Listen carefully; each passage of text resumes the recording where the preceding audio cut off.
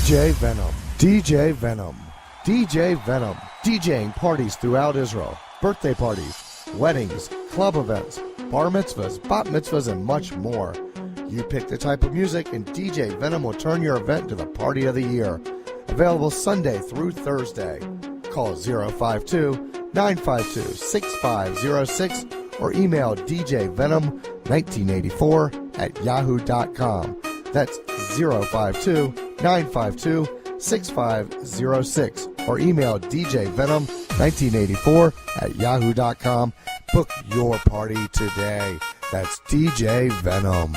From the Israel Sports Radio studios, it's Louis Live. There's your host, me, Ari Louis. Good evening, everyone. Hope everyone is doing well on this Monday in our beautiful capital, Jerusalem, Israel. It's Louis Live coming at you at 5 p.m. local time. Great show for you, as always. There's a big guest coming up for you. And so we're going to get things started right now. There's a lot of sports to talk about, as always. The NHL Finals, Game 6, and Jersey making a comeback. It looked like the Kings were on the verge of dominance and a sweep, and Marty Brodeur is making his claim for the Conn Smythe. We'll get into the NBA Finals, which will be starting tomorrow. Game 1 between the Miami Heat and the Oklahoma City Thunder, as yours truly predicted the Finals would be at the beginning of the NBA season. A lot of great baseball talk, but probably the biggest news in sports, especially if you're a boxing fan, the stunning loss of Manny Pacquiao to Timothy Bradley. And we're going to get that boxing talk started by dialing up our first guest. He is a fan favorite here at the program. Comes on a lot. He is the director of Split Decision. The film was originally called Hero Trader Madness, but the title has changed. And we'll be getting in touch with Bryn Jonathan Butler shortly, talk about the Pacquiao loss. Hi, Bryn. Are you there? Can you hear me? I'm there. How are you? Hey, doing great. It's a pleasure to have on now the director of Split Decision, Bryn Jonathan Butler. And let's just get right into it. Stunning loss. Manny Pacquiao loses to Timothy Bradley. Very close decision. Of course, as a split decision, 115-113, pretty much all the way around. A 2 for Bradley and 1 for Manny Pacquiao. Pacquiao landed about 70 more punches. And it's weird because you figure if there's a fix, it would be for Manny Pacquiao's advantage to set up with the big fight with Floyd Mayweather Jr. Give us your thoughts on the fight. Did you think Timothy Bradley really won? I had it to 10-2 for Pacquiao. You had a 10-2 for Pacquiao. I had 10-2 for Pacquiao. Dan Raphael had it 11-1 for Pacquiao. Wow, that's a problem. What did you have it? Well, I'll be honest with you, I did not watch the fight. I always wait for it when it comes back on YouTube. But by the way, it was a shame because the fight, of course, by all accounts, was a great fight, and I kind of wish I would have watched it in hindsight. So, I mean, you like conspiracies. Was there a fix, and why would there be a fix to have Pacquiao lose? Well, I think there's a few reasons. Bradley was not a marketable commodity. Now he is. Now, if Bradley has to be matched against Mayweather, you've got 2 undefeated fighters. So that's smart. And who was Pacquiao's next opponent going to be if it wasn't Mayweather? So now he's got a big fight, a basic guarantee for Pacquiao to win because he did dominate the fight. So I think for Arrow, this worked out very well. Okay, so because there could be a potential rematch, which would be worth a lot more money because Pacquiao, like you said, is not going to fight Mayweather. Who would he fight? Now he has a big fight against Bradley. But in the long run, let's say he fights Bradley and dominates him, they give Pacquiao the decision. Is the Floyd-Mayweather fight still then on the table? And if so, at the same stakes? No, I don't think it is any longer. I think he's trying to gear up Bradley as his next fighter because now you think if Bradley wanted to fight Mayweather, he could say, well, I've got to win over Pacquiao. You ducked him, and we're both undefeated. So it's clever, you know? Wow. By the way, Bob Arum, I know he represents Pacquiao. He represents Bradley, too. He promotes him also? He only lets his big fighters fight his own fighters. That's where the conspiracy comes in. It's probably the main reason that Mayweather has never happened. Wow. All right, so this... Go ahead. Everybody around the fight who's close to it says Arum is the real culprit for it not happening. Now, will there be an investigation on the scoring? I mean, we've seen some weird decisions in the past. The one that always comes to mind is De La Hoya Mosley 2. Most people said De La Hoya won that fight, and you would think having De La Hoya win would be better because it sets up fight number 3. I always thought that was a weird one. De La Hoya demanded an investigation. A few other times there's been a potential investigation or a demand for one. Will there be an investigation on this particular fight? Well, look who's leading up the investigation. It's Bob Arum when the number one suspect is Bob Arum. Right. That's true. Yeah, it doesn't look too good. I'm sure he'll get to the bottom of that one. And it's in our best interest as fight fans because he's always looking out for us. It's like OJ kept looking for the real killers on the golf courses in Miami Beach. That's one golf course at a time. He's trying to find justice. Right. Okay, so this is a bit of a problem, but I guess boxing as usual. Boxing is a corrupt sport. I mean, I don't understand how this could happen where so many people think he's guilty. I mean, it's not like he's in charge if there's an investigation or not. Can't they file one anyway? Well, so who's appointing these judges? Who appoints the referee? That's all on the promoter. I think there's so much spillover from promoters to the governing bodies. You had Floyd Patterson running New York boxing organization. He couldn't remember his name. You know, there's so many figureheads who are not functioning at what their job is supposed to be. I just think Arum runs all of it. I mean, he's where all the money goes. You know, for all the advertising, HBO, whatever. I think the buck stops with him at every stop. Now, is that part of the reason, of course, we've been waiting for Manny Pacquiao, Floyd Mayweather for a long time now. It may never happen. But is that part of the reason you think Floyd was reluctant? Because Floyd, of course, worked with Bob Arum, obviously, and maybe he thought he might get a raw deal somehow on the scoring and or the referee. Absolutely.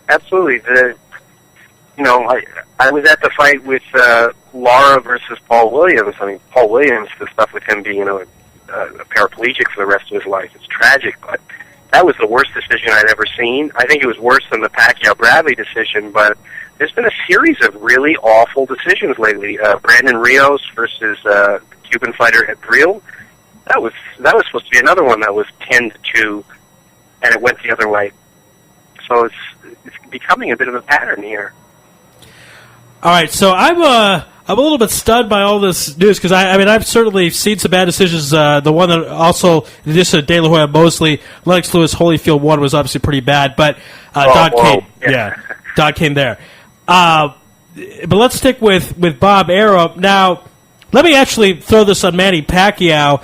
If Pacquiao knows all of this, I guess he didn't think that his own promoter would set him up to lose, but should he have gone for the knockout? He dominated the fight, maybe not let it go to the judges, and a knockout screws up Bob Arum's plans anyway, so does Pacquiao deserve any of the blame for all of this?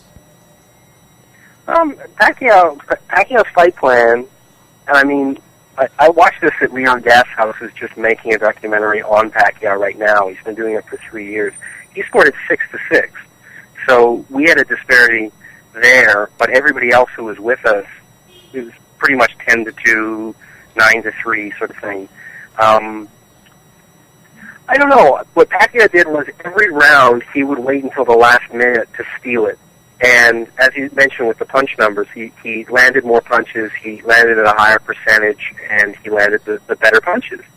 So, you know, by those metrics, he dominated the fight. Bradley never had control of it for the entire fight. He didn't control 30 seconds of it.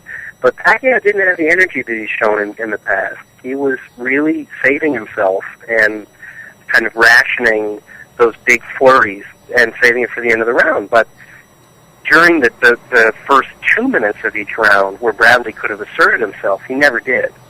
So I really don't understand how anybody could score that fight for Bradley. I don't know in what area you would have to be scoring in order to see that he won that fight.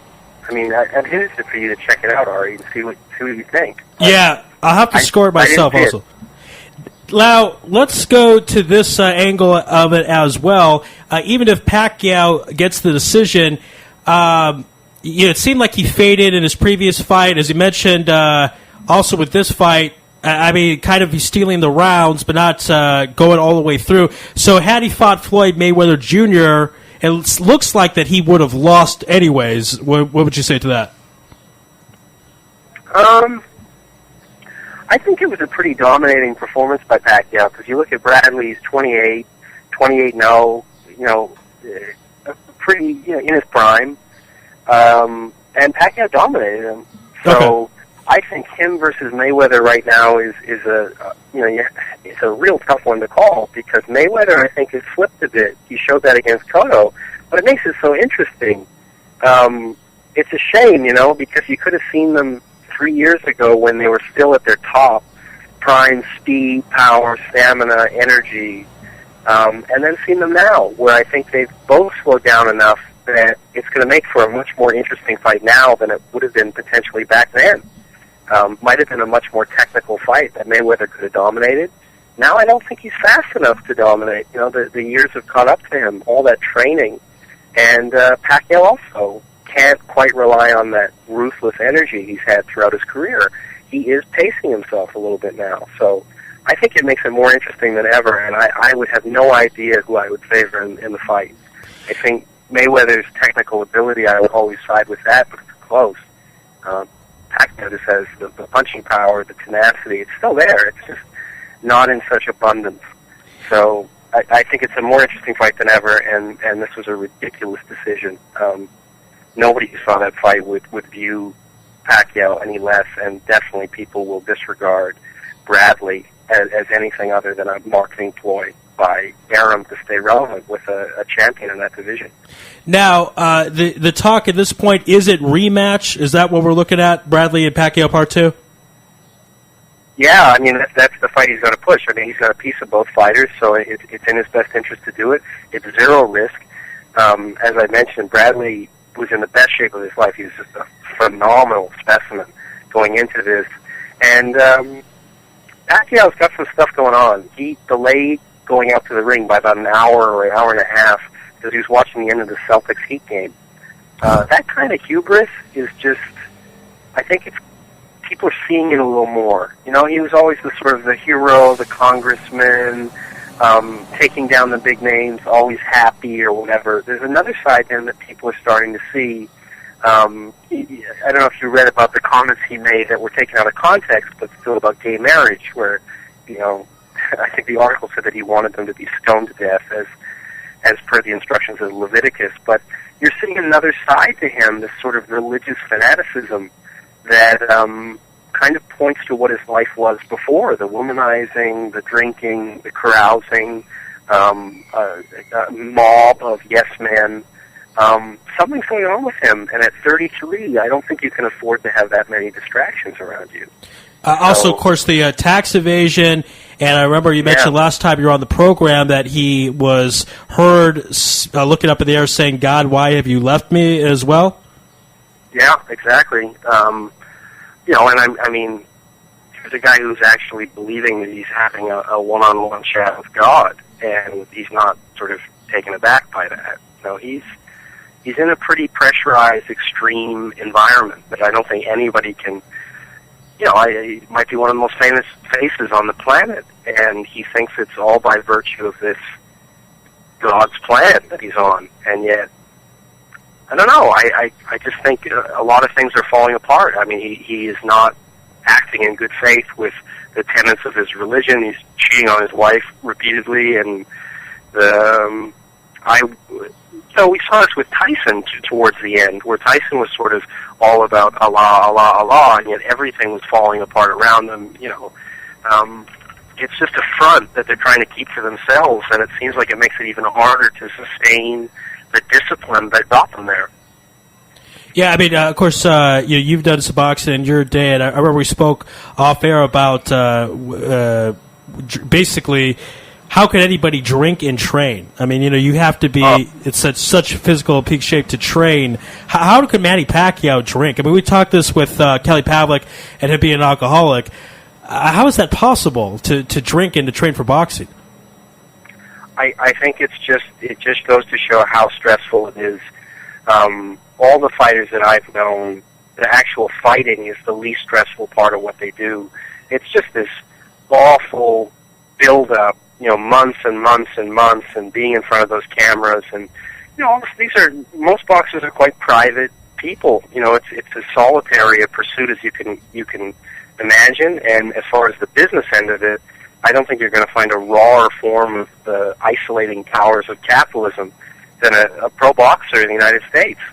God, these guys are in it alone, and everybody around them, they don't know who they can trust. And I think, if it wasn't alcohol, where do they get a reprieve from all the pressure and the stress? I think that's what it's about. It's not just that they're careless or stupid, but maybe there is some hubris in there in terms of they think, I can drink and do it anyway. I don't know. It's very self-destructive, but I mean, it's after they leave the sport, they all gain, it seems, 20, 30 pounds. Very few of them are able to stay in shape or mentally keep it together. I think Pacquiao is going to leave the sport probably with some serious damage, to his brain as a result of all these wars he's been in. What's that going to look like for his family? I mean, it's a tough sport to care about for everybody involved, I think, but especially for the fighter. Nobody comes out worse than the fighter in that sport. Yeah, absolutely. It is certainly a sport that kind of eats you up, but a lot of the fighters go into it because they have no other choice, come from impoverished backgrounds or for whatever reason, and that's what they do. Let's move on to your guy, Guillermo. Fifth round knockout, was on the undercard of this big fight. Where is his mental status at? How's he handling everything? Of course, the moving from Cuba and everything he's had to deal with. Where's his mental status right now? Well, it's interesting, because I'm just completing the editing now. So, I might throw in this last fight, but I don't think so. But I notice every reviewer or rather journalist who covers his story, the first thing they want to ask him about is Cuba, is his home. And he keeps asserting over and over and over again, I don't want to talk about this. I'm here now. I don't want to talk about this. So I think it's very much on his mind. And, it's odd because the more successful he is in showing just his ability as a professional, all the criticisms that he's a boring fighter. He's 10-0.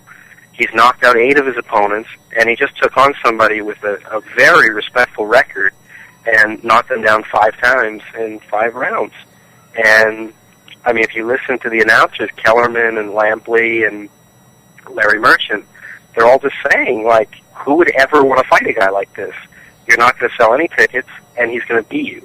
Right. So that's a tough pill to swallow when you're pushing 32 at the end of September. So I wonder what it looks like for him to really see that the better he performs, kind of the worse his career projections look like. I think there's a lot of friction there. So maybe the advice should be to maybe not be so dominant, to invite people to come in. It reminds me of that line for Raging Bull when Pesci says to De Niro, either way you win. If you lose, you win. Because if you lose, right, then people will want to fight you. So I don't know what Guillermo's going to do. It seems like he's stuck with his dominance at this point. I really don't know. At this point, he wants to unify the belts. I don't think Arum would let any of his champions go near him. Because right now he's fighting as good as I've ever seen him, and he's fighting to knock guys' heads off.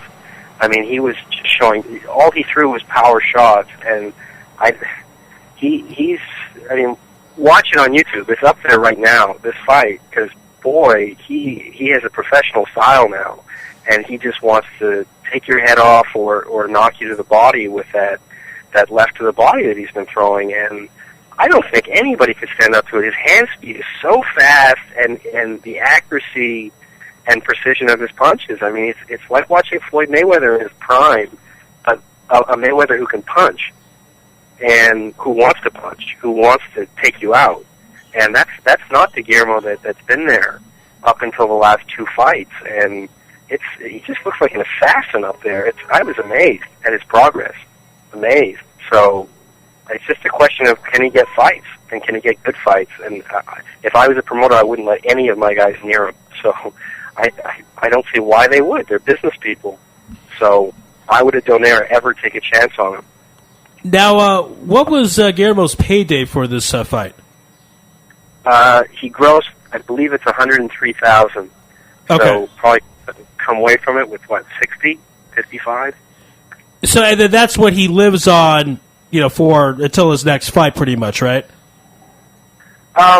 Theoretically, I'm sure that he's subsidized by his handlers to some degree. I don't really know how else he'd be able to, lease a Mercedes that's $130,000. I mean, that doesn't sound like the most sound financial budget to me. But no, he's not getting endorsements. I think there's some talks about him getting them, but no, it's not big money. It's really not big money. It's not Pacquiao money, and he's almost the same age as Pacquiao. So that's another thing to consider as he moves along, is what's he going to do after the sport? Right. Absolutely. What is his next plan at this point? Is there a particular fighter? Like you said, so many fighters are dodging him. Does he know who he wants to fight next and when?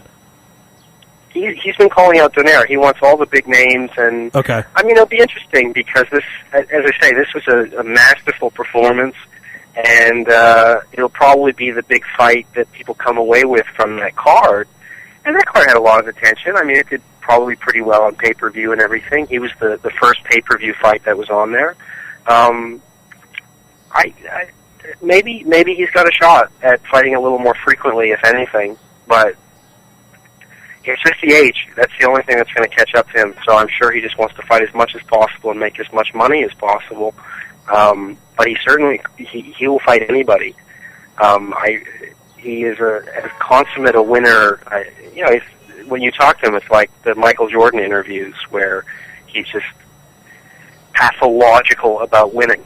So he's never really lost at all in his career. So he's full of confidence. All right. In the ring. Yes, absolutely. I'm sure outside the ring, still got to adapt to new culture, new language, and all that kind of stuff. Let's now talk about the film. Nice story on ESPN about it. What is the status of the film at this point? When do you think it'll be finished so all the people, or us fans in Israel, can go and watch it?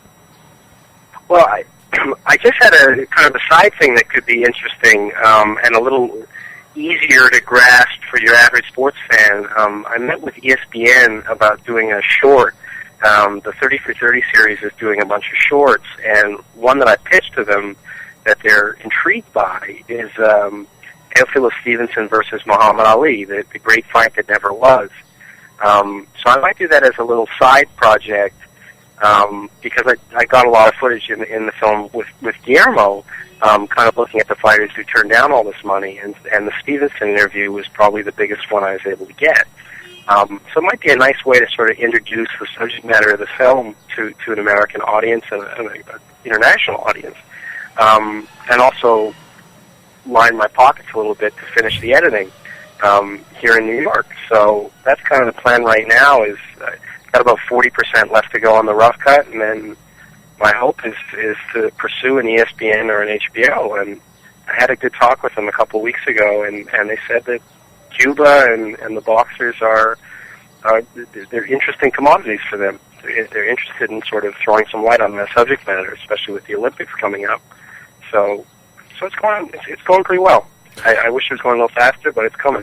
Yeah, and not bad, because when was it? It seems like it was a year ago that you went to Guillermo and said, how confident are you of knocking this guy out? And you bet the last money you had on him because you were robbed, basically. That was a year ago, wasn't that? Yeah, that was late March of 2011.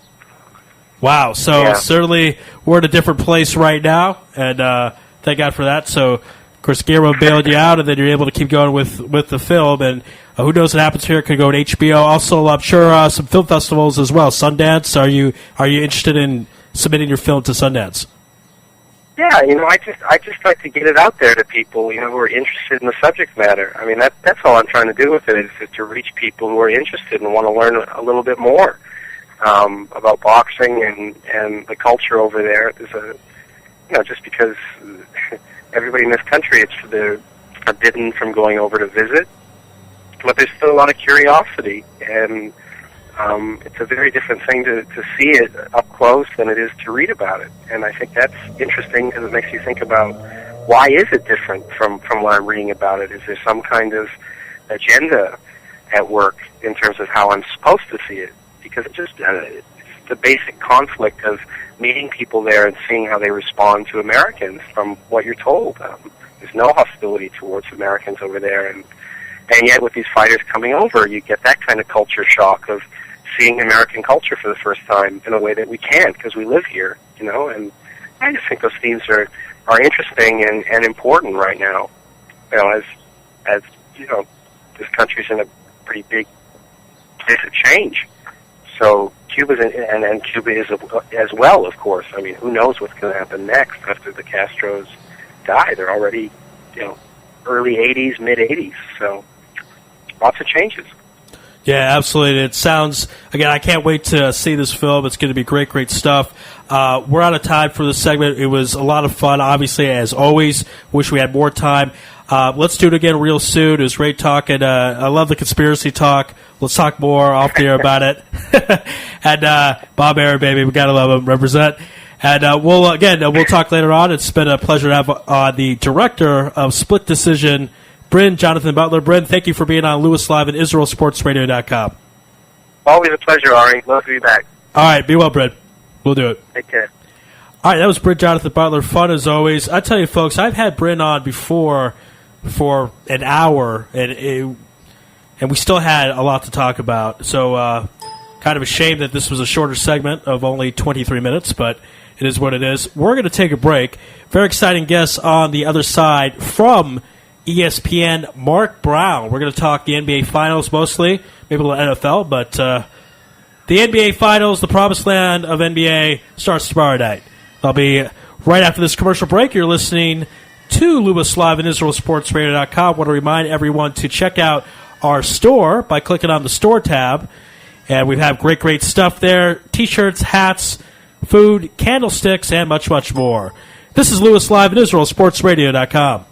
You're tuned in to the only all-sports talk network in the Middle East, IsraelSportsRadio.com.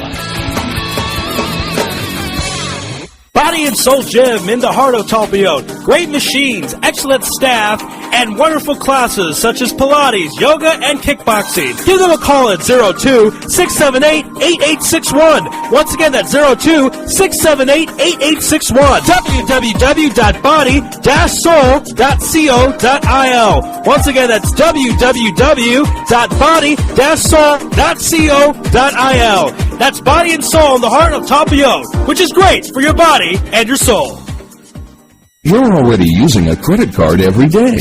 Why not feel good every time you make a purchase? When using the HAS Advantage Support Israel Visa card, a percentage of each purchase you make will be donated to your choice of 24 Israeli-based charities, while still earning a reward point for every dollar spent. But wait, these rewards are even better than the standard rewards you get, especially when using them towards Israel travel, with the best conversion rate on El Al's Matmeed Frequent Flyer program. Earn double points at some of your favorite supermarkets and restaurants in the U.S., as well as discounts all over Israel. If you love traveling and supporting Israel, HAS Advantage is the card for you.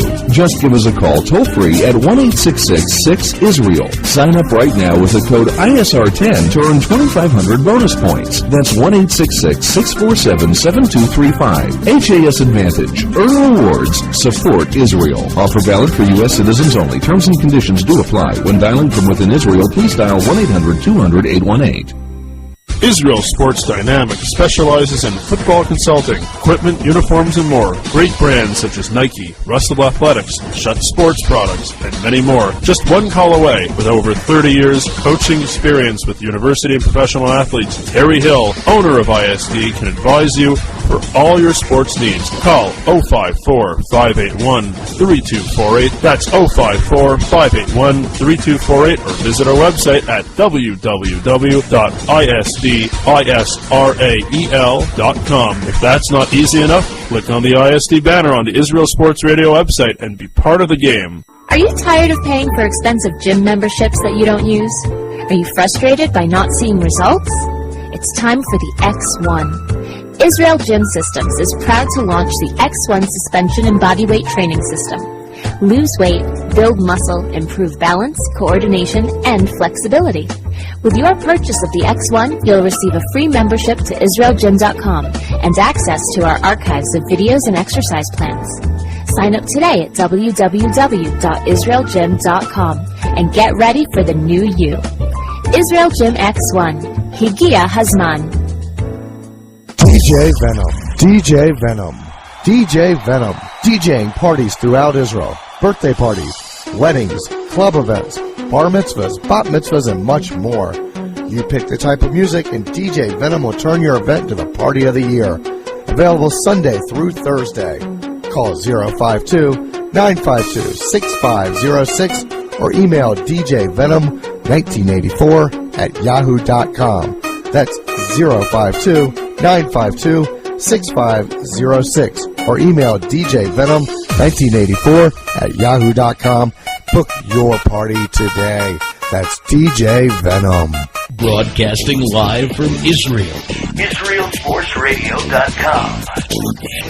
Back here on Louis Live, our thanks again to Bryn Jonathan Butler, the director of Split Decision, the story of Guillermo Rigondo, who fought on Manny Pacquiao's undercard in that shocking loss to Timothy Bradley. Conspiracies galore, or at least conspiracy theories galore, with that particular decision. I'm joined now in studio by Aaron Krolik. Aaron, welcome to the studio here. Thanks for having me back again. Yeah, absolutely. I just want to wish Raphael get well soon. I know he was not feeling well today, and so I'm in here, and I'm looking forward to being with you, Ari.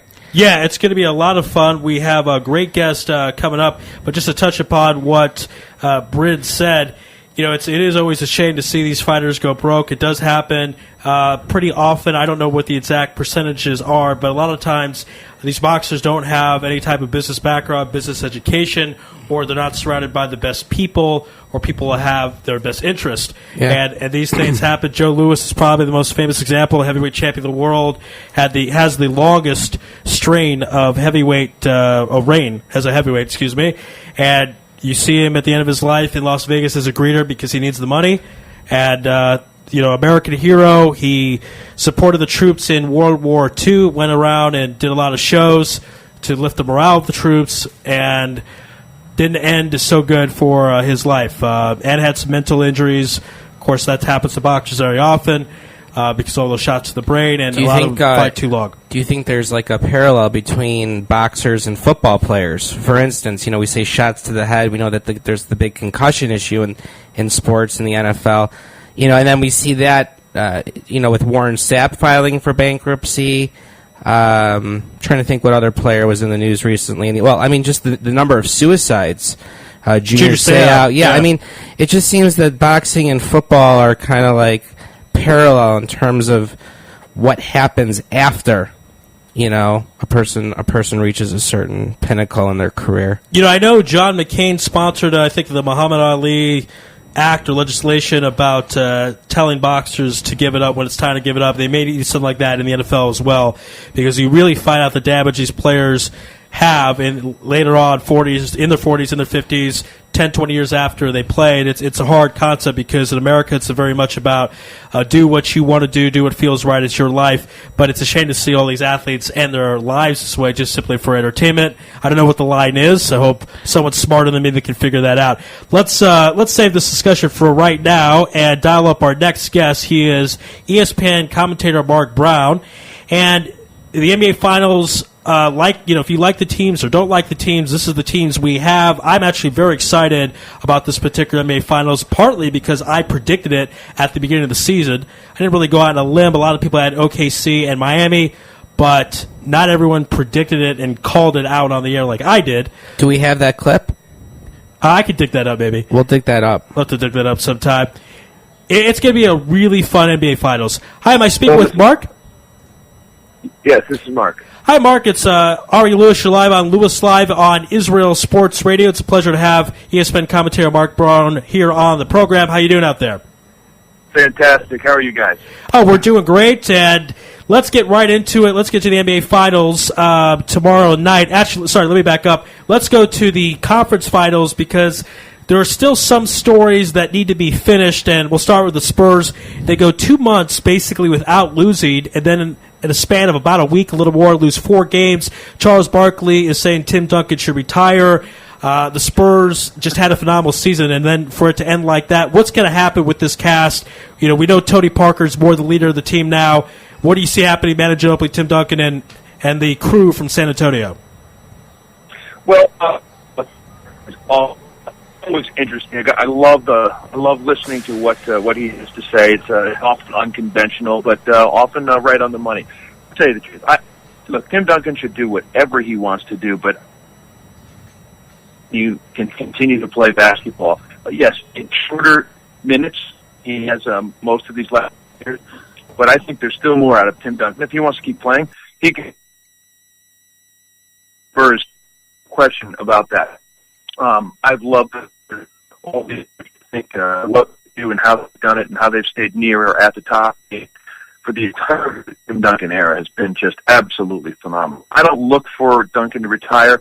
I look for them to try to continue to find some little, see if they can pull another championship out. The season was fantastic. Bottom line, so much young talent, so much athletic ability, and confidence. There's just easing out of their pores as they step up and make the big plays. So I think we're going to go and seize the moment. You know, it's interesting because the Spurs were the number 1 seed last year, number 1 seed this time around, and I think they have some gas left in the tank. I think Tony Parker will have a better season than he did this year, and he had a great season. I know Duncan might go down a little bit, but when you have Greg Popovich there, you're still going to have a chance to win an NBA title. So I don't think Duncan should retire. He should give it a go. And I just think they had a bad week. I mean, I'm not willing to say they're better than the Oklahoma City Thunder, but I think they're better than losing 4 games in a row. And I think if they give it another go, they're going to have a great chance to get another number 1 seed. Let's move to the Eastern Conference losers now, the Boston Celtics. They might be a little bit more on shaky ground. The big three have been cold old for a while. They almost traded Ray Allen for O.J. Mayo. It's hard to see this team staying together all the way through next season. Maybe they start together, someone gets traded at the deadline. What do you think is going to happen with the Boston Celtics? Yeah, I think that's a team that really does need to make some moves. Look, 5 years ago when it all went down, they got Garnett right after getting Ray Allen. They instantly became an NBA Finals, NBA titles caliber team. They paid it off with the title, another trip to the final. I looked at that as a good free window where they had to win as much as they could. This year was year 5 of that 3-year window. So you kind of do the math there, and you can see it. Look, Kevin Garnett performed heroically throughout a lot of it. There's a lot of miles on those NBA legs. Clearly, Ray Allen's not going to be back next year. I think it's a fact. Rondo is obviously a star point guard. Pierce is, the legend and the glue that has held them together for all these years. I can't say what exactly is going to happen with them, but they're a team that needs to now make those hard decisions. It's going to be hard on the fans, too, because they've gotten used to these guys. They love them. They've been phenomenal players, but big changes have to happen there. I think that more so there than they have to happen in San Antonio, for sure. Yeah, I agree 100%. And it seemed like, I think if you're a Boston fan, I mean, they're not going to look at it this way because it's Boston and people like to be miserable there, but I would take it as the positive and say this team really should have ended in 2010. It looked like Doc Rivers was going to retire. There were a lot of different talks about Paul Pierce not coming back, and they had an extra 2 years to try to get something done. They made it to the Eastern Conference Finals this year. I think that was certainly overachieving. I didn't think they were the second best team in the Eastern Conference. They got lucky that Derrick Rose had an injury. So if you look at the arrow that way, I would say pretty positive. You have 1 title, 2 appearances in the NBA Finals, 3 Eastern Conference Finals. They're not going to look that way because it's Boston, but they're going to have to accept that Rondo will have to find a new group, and they'll have to rebuild. Okay, let's now get to the NBA Finals. And a good friend of mine brought up a great point. This is LeBron James versus Kevin Durant, the two best players in the NBA. People could argue Howard, Kobe Bryant, Derrick Rose. In my opinion, these are the two best players. You believe it or not, you don't always see that in the NBA Finals. We've seen it with Jordan Malone, Jordan Drexler, well, Jordan and a lot of people. But many times, the two best players, for some reason, aren't in the NBA Finals because they're in the same conference, or at the Lakers, they're on the same team. How excited should we get that this is Durant, LeBron James? We wanted to see this for a few years. Now we're going to see this in the NBA Finals. I think there's a big reason to be excited about it. Yes, those are excellent points that you're making. Durant has been he's been on the come now for a few years. Obviously, he's an incredible scorer of the basketball, and his range is unlimited. But his confidence, and he's got that gene. It's built into his DNA that he wants the ball and he delivers down the stretch. I think the thing that's going to make this maybe even better than some of those matchups that you're talking about, it has the added aspect of we're going to see those guys guarding each other for significant parts of that game. Now, it's possible that Durant won't always guard LeBron, but I'm looking at the Heat lineup and thinking, you know what, LeBron has got to guard Durant a lot. Yeah. So that dynamic is going to be really, really good because we just don't have two, known stars, top two players kind of in the league, teams facing off. We got to see these guys go head to head and see if they can stop each other. So to me, I'm looking at that and saying, man, I'm licking my chops. This is going to be really exciting. Okay, now, a lot has been made about LeBron not performing in the clutch. I heard an interesting stat that if you go to the final minute in the last, scoring-wise, the last 8 years, I believe LeBron James is number one. Now, if you go to the last 10 seconds, he's not exactly there. I'm in the opinion LeBron doesn't have to be the fourth quarter guy. I think Dwayne Wade could do it. LeBron could play 3.5 or 3/4 quarters, have Wade finish the game. I don't know if that's going to be a successful formula, but it may be just enough to hold off OKC. What do you think? Does LeBron have to come through in that final shot or the final 10 seconds, or could Dwayne Wade finish this off for the Heat? Well, I'm with you on this a little bit in that we do make an incredible amount of controversy over who gets the last shot and whose team is it. And if you're a superstar like LeBron, it's got to be you. You got to take the last shot. I don't think we need to boil it down that tightly. I think basically what we need to see from LeBron is he needs to win an NBA championship, however that happens. He needs to play well through those NBA finals and make clutch plays at the times when those clutch plays can happen. It may be with a minute and a half left that he makes a steal and completes a three-point play, taking it to the hole, and that's the moment that he seizes the game. Those are all things that, as a basketball fan, as a guy who covers basketball, and who I would look at and say, okay, these are clutch, important plays. As long as he's making them, playing aggressive, not appearing to defer and to play scared. And let's face it, he had a great run last year in the playoffs to get to the finals. He was not the same player in the finals. There was a confidence problem. He was shrinking. Those are the things that he has to overcome in order to win an NBA title, and that will cement the legacy. I get the feeling, and I could be wrong with this, last year, definitely people were rooting against LeBron James and the Heat. I don't even know if they were rooting so much for the Mavericks, but they wanted LeBron to lose, villain number one, because of the quote decision and how he treated the Cavs, all that stuff. I'm starting to get the feeling that some people are going on LeBron bandwagon because it's like, hey, this guy has lost over and over and over. He's lost twice in the NBA Finals. He lost early in his career with the Cavs just to not even make the playoffs. And this is his time. This is his year. 3-time is a charm, as the saying goes. I think the fans want him to win. I could be wrong about that. What is your opinion of the fans in general about wanting LeBron James to win his first NBA title? Okay, I think there's a change. I think you're correct. There's been a change between last year when they held the NBA victory party, or they've even had a practice. Of course, that and the decision, the way it was pulled down, LeBron lost a lot of fans, and there were people actively pulling against him. There are still a pretty significant, but I think a lot of people have moderated their opinions about that. Part of it might have to do that the Heat operated maybe a little bit more taking care of business, a little more under the radar. LeBron in particular, he seems to be more about the business than contributing to all the hype. So I think it's definitely changed. It's definitely got the hatred is less widespread and it's less virulent. But I still think there's plenty of people that want to see the Heat lose here, and they want to see LeBron fail. I'm not one of them, and I never was. I don't have any problem with him going to Miami. If he felt he couldn't win in Cleveland, and he didn't have to go to New York and try to build them. If he's trying to win a championship, he should go where he thinks he's got the best chance to win it. And I have no problem with what he did. I have a problem, like a lot of people, with how he went about it and all the hype and the victory party before they even had a practice.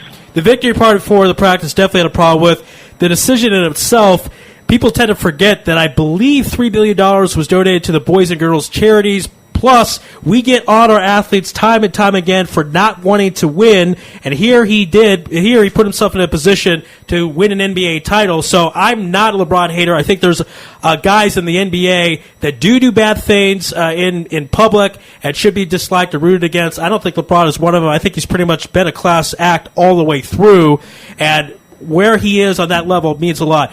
Before we switch gears to the NFL, let's make some predictions. I like the Heat in 6 games. Like I said, I think LeBron finally gets it through on his 3rd try. What is your prediction, and in how many games? Yeah, I don't think there's any chance this series for anybody is ended in less than 6, and it could go 7. I've been wrestling with this. I knew you guys would be calling and talking about this. And before I got on the phone, I did not have a pick yet, but I know you're putting me on the spot. I got to do it. Right. I'm going to say it is the Heat, but that it's going to take 7. Now, of course, remember this is home court advantage Thunder. Right. So if they're going to do this, they're going to win it in 6. They're going to win it in 7. They're going to win it on the road. So maybe there's less pressure on them that they can go out and do that. So I'm going to say Heat. I'm going to say LeBron does come through, and this is the moment where people stop having all the questions about, can LeBron get it done in the clutch? Yeah, I mean, I think this is going to turn him into not exactly Michael Jordan, but maybe a little below, because MJ, people forget, because they like to do revisionist history, did not win his first title until he was 28 years old. Again, lost time and time again to the Pistons, and finally was able to get over the hump, and then he was the greatest thing since sliced bread after all that. All right, I'm going to turn over to my co-host to discuss a little football with you. Aaron, go ahead, take it away. Hey, how are you, Mark? Aaron Krolik.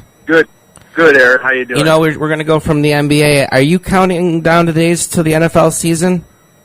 Well, we have a saying over here at ESPN that it's always NFL season. It's year-round. And certainly a lot of our coverage here in the United States, anyway, reflects that. I'm not quite in NFL mode yet, so hopefully I can help you out with this discussion. What's going on? Let's talk. I'm going to give you. I have three over-unders written in front of me, and I want you to tell me. We're going to play a little over-under game. Ready? Okay. Tom Brady in 2012 will throw 44 touchdowns. Over or under? Under. Okay, I think it's over. We'll get to that. Interesting. I like this question. Okay. I'm going to give you another over-under. Ready? Ryan Matthews, the San Diego Chargers third-year running back, will have over or under 16 touchdowns total. I'm going to go under on that as well. I'm going to go over. All right, let me give you one more, and then we'll get to it. Robert Griffin III will rush for over 700 yards in his NFL rookie season. Over. I think it's over, too. All right, we've got agreement. I want to just... Here's the thing about Brady, and this is what I'm racking my head over, is that they now have McDaniels back. The man is back, McDaniels. And he brought with him Brandon Lloyd. And we know that McDaniels and Lloyd had this, love affair in Denver, which then extended to St. Louis when McDaniels went there last year, and then Lloyd was traded. So you're adding now to the New England, wide receivers. You have Brandon Lloyd, you have Welker, you have Gronkowski, you have Aaron Hernandez. Then they sign Jabbar Gaffney, they sign Dante Stallworth, and they still have Deion Branch. I just named 7 wide receivers. We know just by the mathematics of it all, I think Brady could break his own record of 50 touchdowns. I think just each of those guys that I named, Brandon Lloyd is a touchdown hog. I mean, Welker gets 10, 12, maybe more. Gronkowski last year was, unstoppable. Thoughts on that? Look, can I change my vote? No, I'm kidding. It's obviously. I mean, 42 is a phenomenal number of touchdown passes for any quarterback. I think we threw it at like 44. For 44 is that? Yeah, I think we threw it at a little higher. But even 42 is still on the list of 44. Yeah. But obviously Tom Brady's standards are completely different than others. He's capable of putting up those kind of numbers. You mentioned all those names, and some of them, big and accomplished names. But Brady is the great thing about Brady is that he's thrown the way he distributes the ball to so many different people, and how many non-Pro Bowl type wide receivers that he's thrown all his touchdown passes to.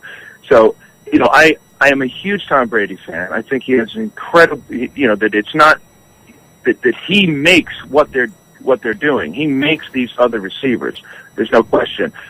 His best receivers are his tight ends at the moment, I think, and they are touchdown machines. Yeah. I just think that to be able to do that, to be able to have a season where you predict he throws over 44 touchdown passes, I'm just being a little more conservative on that. I think he's perfectly capable. I mean, he's done it. Yeah, sure. And I know they've got plenty of guys, and they've added to that, and they are a passing offense. So I can't argue with anything you said. No, I know. I'm so fired up that he's got those weapons.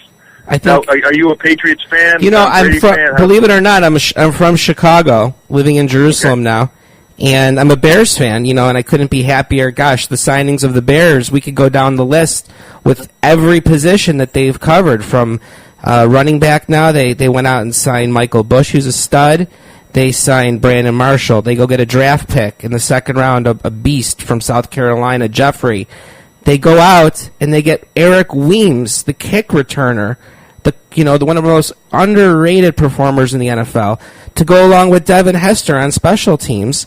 Not to mention now we have Jason Campbell serving as backup, and the defense is healthier, and it's probably this defense's last year. They always say that with Urlacher and Briggs. Oh, they're getting older, and I hear it every year. And the Bears still come through on defense.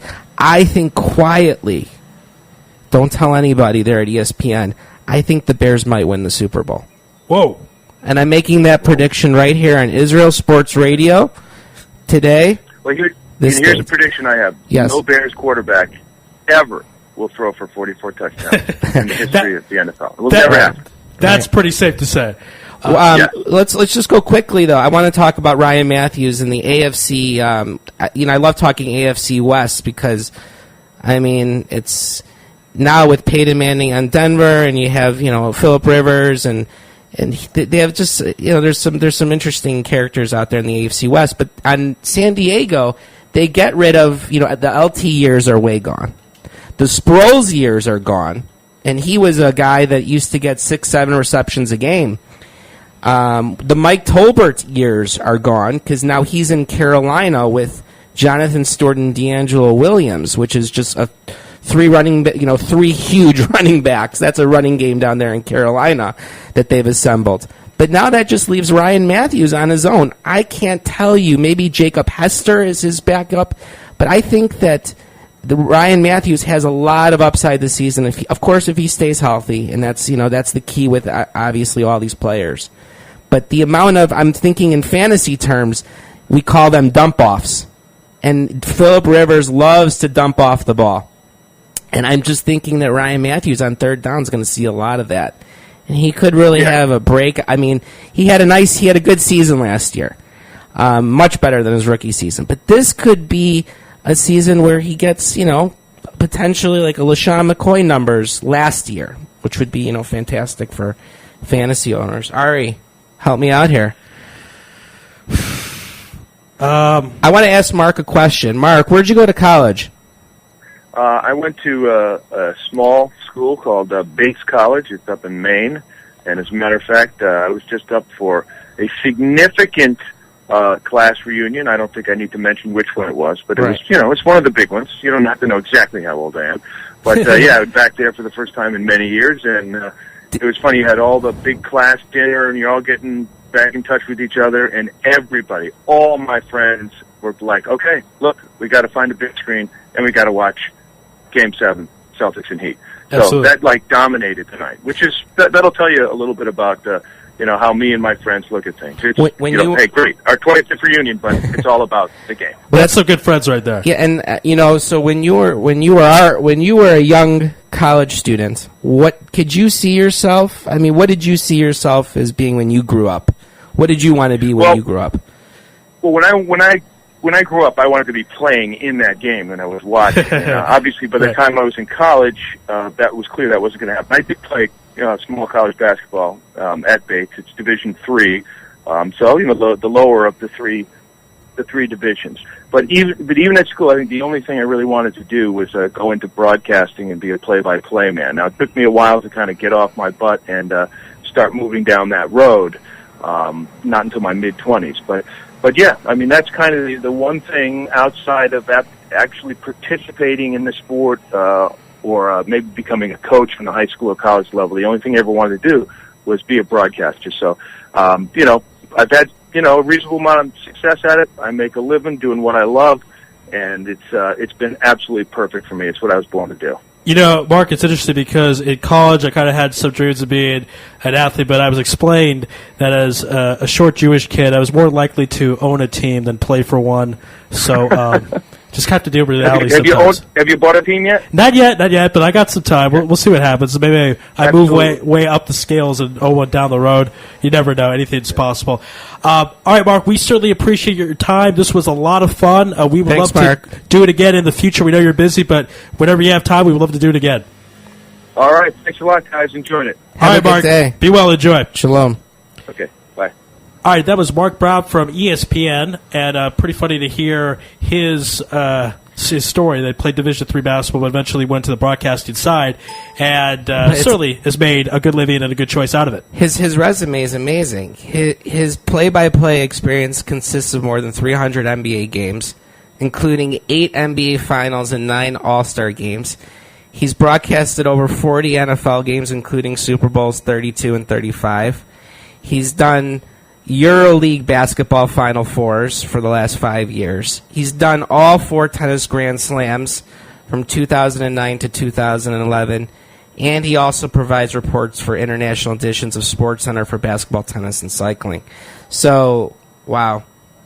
It's a good guest. Big guest we had on, and we are big time at Israel Sports Radio. Nothing short here of the biggest guest for you fine folks to listen to and enjoy. Get some more knowledge and entertainment on the sports you love. We're going to take a break. On the other side, this is a kind of duo type of guest. He is a radio broadcast coordinator at Georgia State University, but really what we're going to spend most of our time talking about is a book he's written about Jews in baseball. Now, our good friend Andy Gershman has written a book, he's in the process of creating a book and having it out there called Modern Day Maccabees, which discusses Jews in all types of sports. Dave has focused just on baseball, so we're going to get into that, plug his book, and talk about that stuff. It's going to be a lot of great fun. Want to encourage everyone to check out our store by clicking the store tab on the Israel Sports Radio homepage, and we'll take a break. It's Louis Live in Israel, sportsradio.com. You're tuned in to the only all-sports talk network in the Middle East, IsraelSportsRadio.com. Body and Soul Gym in the heart of Talpiot. Great machines, excellent staff, and wonderful classes such as Pilates, yoga, and kickboxing. Give them a call at 02-678-8861. Once again, that's 02-678-8861. www.body-soul.co.il. Once again, that's www.body-soul.co.il. That's Body and Soul in the heart of Talpiot, which is great for your body and your soul.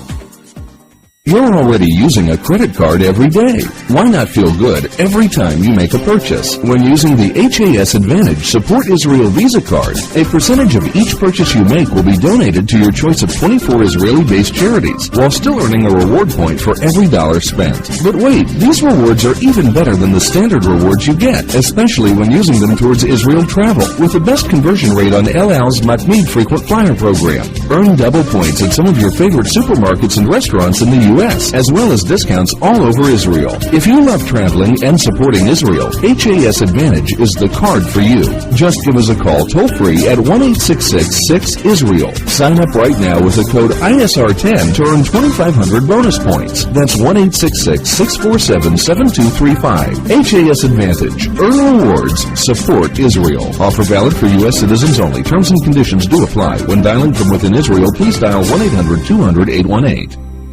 Israel Sports Dynamics specializes in football consulting, equipment, uniforms, and more. Great brands such as Nike, Russell Athletics, Shutt Sports Products, and many more. Just one call away. With over 30 years coaching experience with university and professional athletes, Terry Hill, owner of ISD, can advise you for all your sports needs. Call 054-581-3248. That's 054-581-3248, or visit our website at www.isdisrael.com. If that's not easy enough, click on the ISD banner on the Israel Sports Radio website and be part of the game. Are you tired of paying for expensive gym memberships that you don't use? Are you frustrated by not seeing results?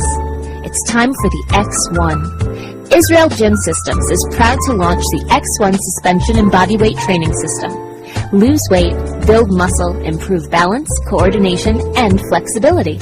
With your purchase of the X1, you'll receive a free membership to IsraelGym.com and access to our archives of videos and exercise plans. Sign up today at www.israelgym.com and get ready for the new you. Israel Gym X1. Higia Hazman. DJ Venom, DJ Venom, DJ Venom, DJing parties throughout Israel, birthday parties, weddings, club events, bar mitzvahs, bat mitzvahs, and much more. You pick the type of music, and DJ Venom will turn your event to the party of the year. Available Sunday through Thursday. Call 052-952-6506 or email djvenom1984@yahoo.com. That's 052-952-6506 or email djvenom1984@yahoo.com. Book your party today. That's DJ Venom. Broadcasting live from Israel. IsraelSportsRadio.com. Back here on Louis Live, and it was a lot of fun with our two previous guests, actually, Bryn Jonathan Butler from Split Decision, Director of Split Decision, and Mark Brown from ESPN. We're going to get right to it and dial up Dave Cohen. And as I mentioned, Dave Cohen is an author of about a book about Jewish players of the game of baseball. And always interesting because I feel that of the four major sports, that seems to be the one that Jews dominate more than any other. I wouldn't say dominate's not such a good word. It's not like there's 50%, but it seems to be more Jews in baseball than other sports. So we'll try to find out why that is. If David Cohen can give us a particular answer, I have my own theories, I suppose. We hope they're practicing Jews too. That's right. Am I speaking with Dave Cohen? Yes, you are. How you doing today? Doing great. This is Ari Louis. You're live on Louis Live on IsraelSportsRadio.com. Pleasure to have you on the program. How you doing out there? I'm doing pretty good. How's everything with you guys today? It's going great. It's going great. It's a lot of fun to have you on it. Let's get right into it. Now, you wrote a book about Jews in baseball, and I was just bringing this up with our audience, that it seems there are more Jews in baseball than in football, basketball, hockey, what have you. I kind of have my own personal theories on that. What are your particular theories of why that is? Of why there's more than we think? Yeah, well, or even in general, that you could probably name. I mean, you obviously can't because you're an expert on it. But the average fan probably can name maybe 5 or 6 Jews off the top of the head in baseball. Couldn't really do it in, let's say, football so much. So, why do you think that is? That there are more Jews in baseball than other sports? Well, because, for the longest time, and you guys know this as well, living over there where you guys live, that, we kind of had that moniker that, Jewish kids don't play in the dirt. Right. They're more educational oriented, maybe more into doing things that don't involve athletics. And that's kind of how, we all kind of had the reputation of, not being a very athletic group of people. But, I think that, we've had plenty of great athletes over the years, even going back to the, the late teens, early 20s, and the 30s with, some great boxers, some great basketball players back in the day that, really is a stereotype that, to a certain extent doesn't really carry the truth to it. There's some truth to it, but there's also some non-truth to it as well. And I think what you're seeing now, and I see this even, here in the States with my kids playing baseball, that there's a lot more Jewish kids out there involved in athletics than maybe we've seen in past years. Yeah, I think that's well said. That has certainly been the stereotype. We don't like to play in the dirt, but I think more that perception is starting to go away. At least I certainly hope so. And, of course, the book you wrote, Matzo Balls and Baseballs, great title. I want to get actually to the title. How did that come about? How did you decide to come up with that title? Well, it's kind of interesting. I don't know if you've had a chance to see the book yet, but I think a lot of folks are walking around with a book in their head, and it's one thing to have it in your head, and it's a thought. It's another thing to actually begin a process and see the process through to the end, because in many instances it takes years of commitment to do it. And, all the more power to those folks that do follow through and do it. But what happened was there's a couple of former Jewish baseball players, major leaguers, that live here in the Atlanta area. And I'm in Atlanta, Georgia, here in the United States. And one of them was a friend of mine, a guy by the name of Ron Bloomberg, who played for the New York Yankees, was the first pick in the 1967 Major League Amateur Draft by the New York Yankees. And, he and I have been friendly over the years. And so, we've had conversations. And then I ended up going to a book signing here in the Atlanta area for a guy who wrote a book called Cup of Coffee, which was interviews with former Major League Baseball players that only played a very short time in the major leagues. And it just so happened that one of the guys that was in that book was another guy here in the Atlanta area by the name of Larry Yellen. That's Yellen. He had played for the Houston Colt 45s and then the Astros going back to 1964, 1965. And so I had a chance to meet him at that book signing. And it was one of those things that, after talking to him for a while, it was kind of like, well, I know Ron. Ron's a friend of mine, and certainly, Jewish sports fans, Jewish baseball fans have had the, pleasure, I'm sure, to read about the Sandy Koufaxes and the Hank Greenbergs, really the two best-known Jewish former ball players, and the only two players, Jewish ball players, that are in the Hall of Fame and up in Cooperstown, New York. And so it just kind of piqued my interest. Who was Larry? Why did I not know anything about him? And it really, I don't know, a light bulb went off and said, well, who are some other Jewish ball players that I don't know about, and why don't I know about them? And so I ended up interviewing Ron, and then I interviewed Larry, and then it really just started me on the path of tracking down as many of these former players as I could, and really just to get their story. And, I had some that were kind of a little apprehensive along the way because they thought maybe I was trying to approach it from a negative standpoint. What sort of negative instances did you have? What kind of anti-Semitism did you face in your career and stuff like that? And that really wasn't the point of doing it. Although certainly I asked some of those questions, but the point was really just to find out who some of these players were. Tell me about your career. Tell me about, some of the great times that you had as a young kid playing Major League Baseball back in the day. And, just tell me about your career, some of your instances and some of the great things, maybe some of the great players that you played against or alongside, when you were in the major leagues. And that was really about it. It was really, a journey to just tell the story of these guys, who they are, and a little bit about their careers in Major League Ball. What was the story that really got you, that you when you found out information about a particular player, you just couldn't believe it and you just had to put it in the book right away? I'm sure there's a lot of great stories, but what's the one that really stands out for you? Well, I don't know that, and I don't mean to say this about my own book, that there was nothing that was earth-shattering, but there were a lot of cool stories of, people that these players met along the way. For example, are you guys familiar with Ty Cobb? Sure, absolutely. Yeah, the Georgia Peach. He's from Royston, Georgia, which is about an hour and 45 minutes north of Atlanta. And in my interview with Barry Latman, who pitched back in the late 50s and 60s, notably with Cleveland, he was with Houston as well. Latman was a young Jewish kid growing up in Los Angeles, and ends up coming out of high school and playing Major League Baseball. He was obviously a really good pitcher coming out of high school. You had a lot more kids in those days who would go from high school, to Major League Ball. It wasn't so much, from high school to college to Major League Baseball. Many of them would go directly from one to the other.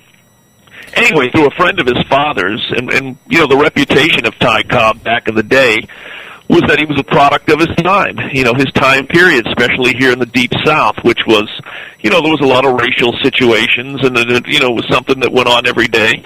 And, Cobb also, again, probably was not a fan, of a lot of different people that were not unlike himself. But as it turned out, Barry Latman, through a friend of his father's, Cobb was living in Northern California at that time, or had a couple of different residences, but I think he was involved in one of the ball clubs up in Northern California in the PCL, the Pacific Coast League. Anyway, they meet and they become friendly, and they had dinner a number of times. They exchanged letters. Back in the day, there was no email, and telephones, weren't quite the same as they are today. So a lot more letter writing was done in the day, and so there are all these letters between Ty Cobb and Barry Latman, and it kind of shows a different side of Ty Cobb that maybe history has not portrayed in many of the books that have been written about him over the years, because, here's Ty Cobb, befriending, a young Jewish ball player, back at that time period, and really, doing anything that he can, whether in person or on the phone or through a letter, to kind of assist him, in his career. One of the other great stories that I really enjoyed, because, some of these guys, especially the older guys, played in a time period that many Americans may not necessarily identify with. And when I say Americans, I mean American ball players. And that is, Al Rosen is probably one of the best.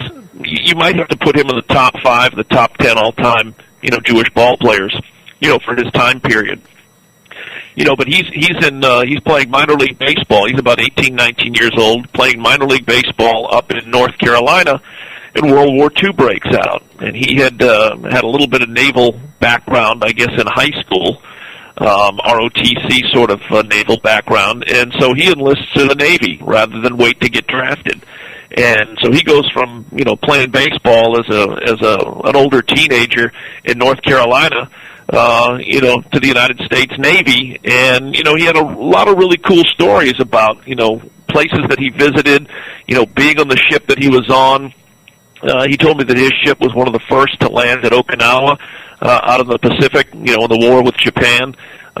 He put his baseball career on hold for 5 or 6 years, in order to serve in the U.S. military, as did many Americans, obviously, and many American ball players back in the day. But they're things that, a lot of modern day ball players don't identify with, because, things are different nowadays. But, to hear his story and what he went through, as a young man back in the day, was really admirable. And so there's stories like that, throughout the book. I mean, Brushes with Greatness. Another guy that I interviewed was Don Tossig, who lives down in Florida now. But, he was a guy, I had no idea really who he was. But during his time with the San Francisco Giants, he platooned as an outfielder and was the backup center fielder to Willie Mays, who's easily one of the greatest ball players in the history of Major League Baseball. So there are stories like that, throughout. And, good trivia question. One of the guys that I interviewed who I think really got it and understood why it's important to recognize who a lot of these, Jewish former Major League Baseball players are, is a guy by the name of Steve Stone. Oh, yeah. A lot of people remember Steve Stone as the color commentator on Chicago's WGN on the Chicago Cub broadcast. But, right. Steve had a pretty good career. But he's the answer to a trivia question, and you guys may know this. Who are the only 2 Jewish ball players, Jewish pitchers, to have won the Major League Baseball Cy Young Award? I know Steve Stone has won one, and Sandy Koufax is the other, so those are the 2. Exactly. They're the only two, and Stone won it in I think it was 1980. He was 25-7 and had the best year of his career. But he told some really good stories, even going back deep into some family history. And again, out of all the guys that I interviewed, from a historical standpoint, Steve Stone understood why it was important that we recognize who these ball players are and find out about their careers and pass along the information, to generations down the line. Now, you mentioned World War II, and I want to go to the era a little before that. Hank Grieber, of course, probably the second greatest Jewish ball player next to Sandy Koufax, and his best season, 58 home runs. There was some talk the pitchers did not pitch to him the final week of the season because they didn't want a Jew breaking Babe Ruth's single-season home run record. You're certainly an expert on all this. What are your thoughts about those rumors? Well, I've heard the same things and read the same things, and again, go back to the time period. It's hard for us to identify because we don't, you and I are not living, in that time period and dealing with what it was that they faced. So it wouldn't surprise me at all if that happened, and if that was the situation, that Greenberg faced back in the day. But again, it's something that we read about, and it's in a history book, and we may see it in the video, but it's you and I didn't live it. But it wouldn't surprise me at all if there was a lot of truth to that. And that would certainly be a shame because he had the chance, he had the opportunity. It comes up short. Who knows if he would have done it, but it would have been nice to know what would have happened, and would have been nice to see him get that opportunity. Now, Dave, I want to go into the criteria of how you decided which Jewish ball players would get in.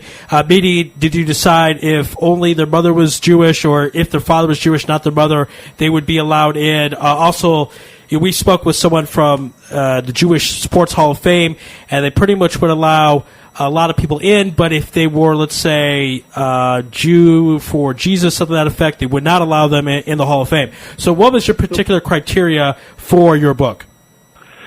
Well, starting out, I kind of had a list of who it was, that I wanted to try to track down, and it really has not been difficult to this point. There were a few guys that I even talked to, or in an attempt to track down, really didn't identify, as themselves being a Jewish ball player.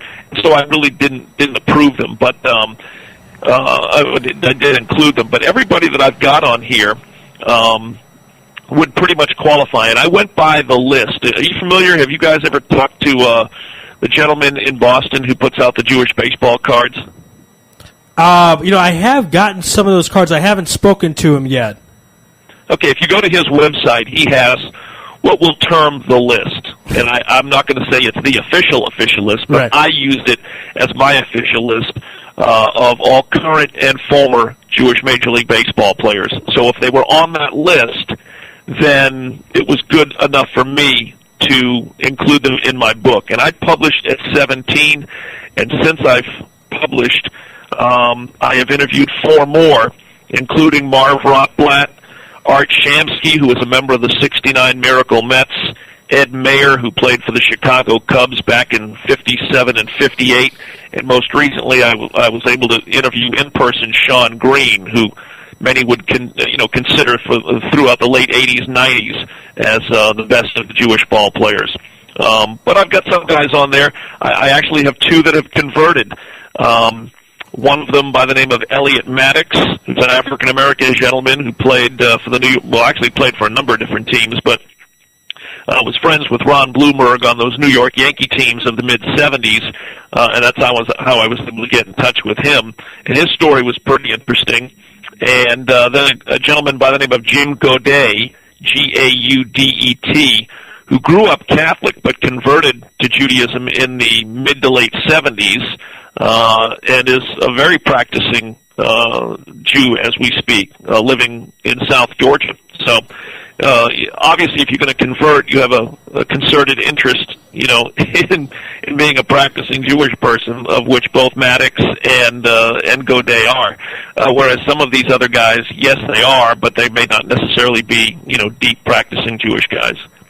Yeah, I mean, it's always a tough angle or a tough line to try to figure it out, because if someone wants to identify themselves as a Jewish person but if they're not practicing or they don't have any Jewish parents, it's it's somewhat difficult. It's always kind of a tough decision to try to figure out. Now, another question regarding some of the Jewish legends of the past. Again, we'll always talk about Sandy Koufax when it comes to Jewish ball players.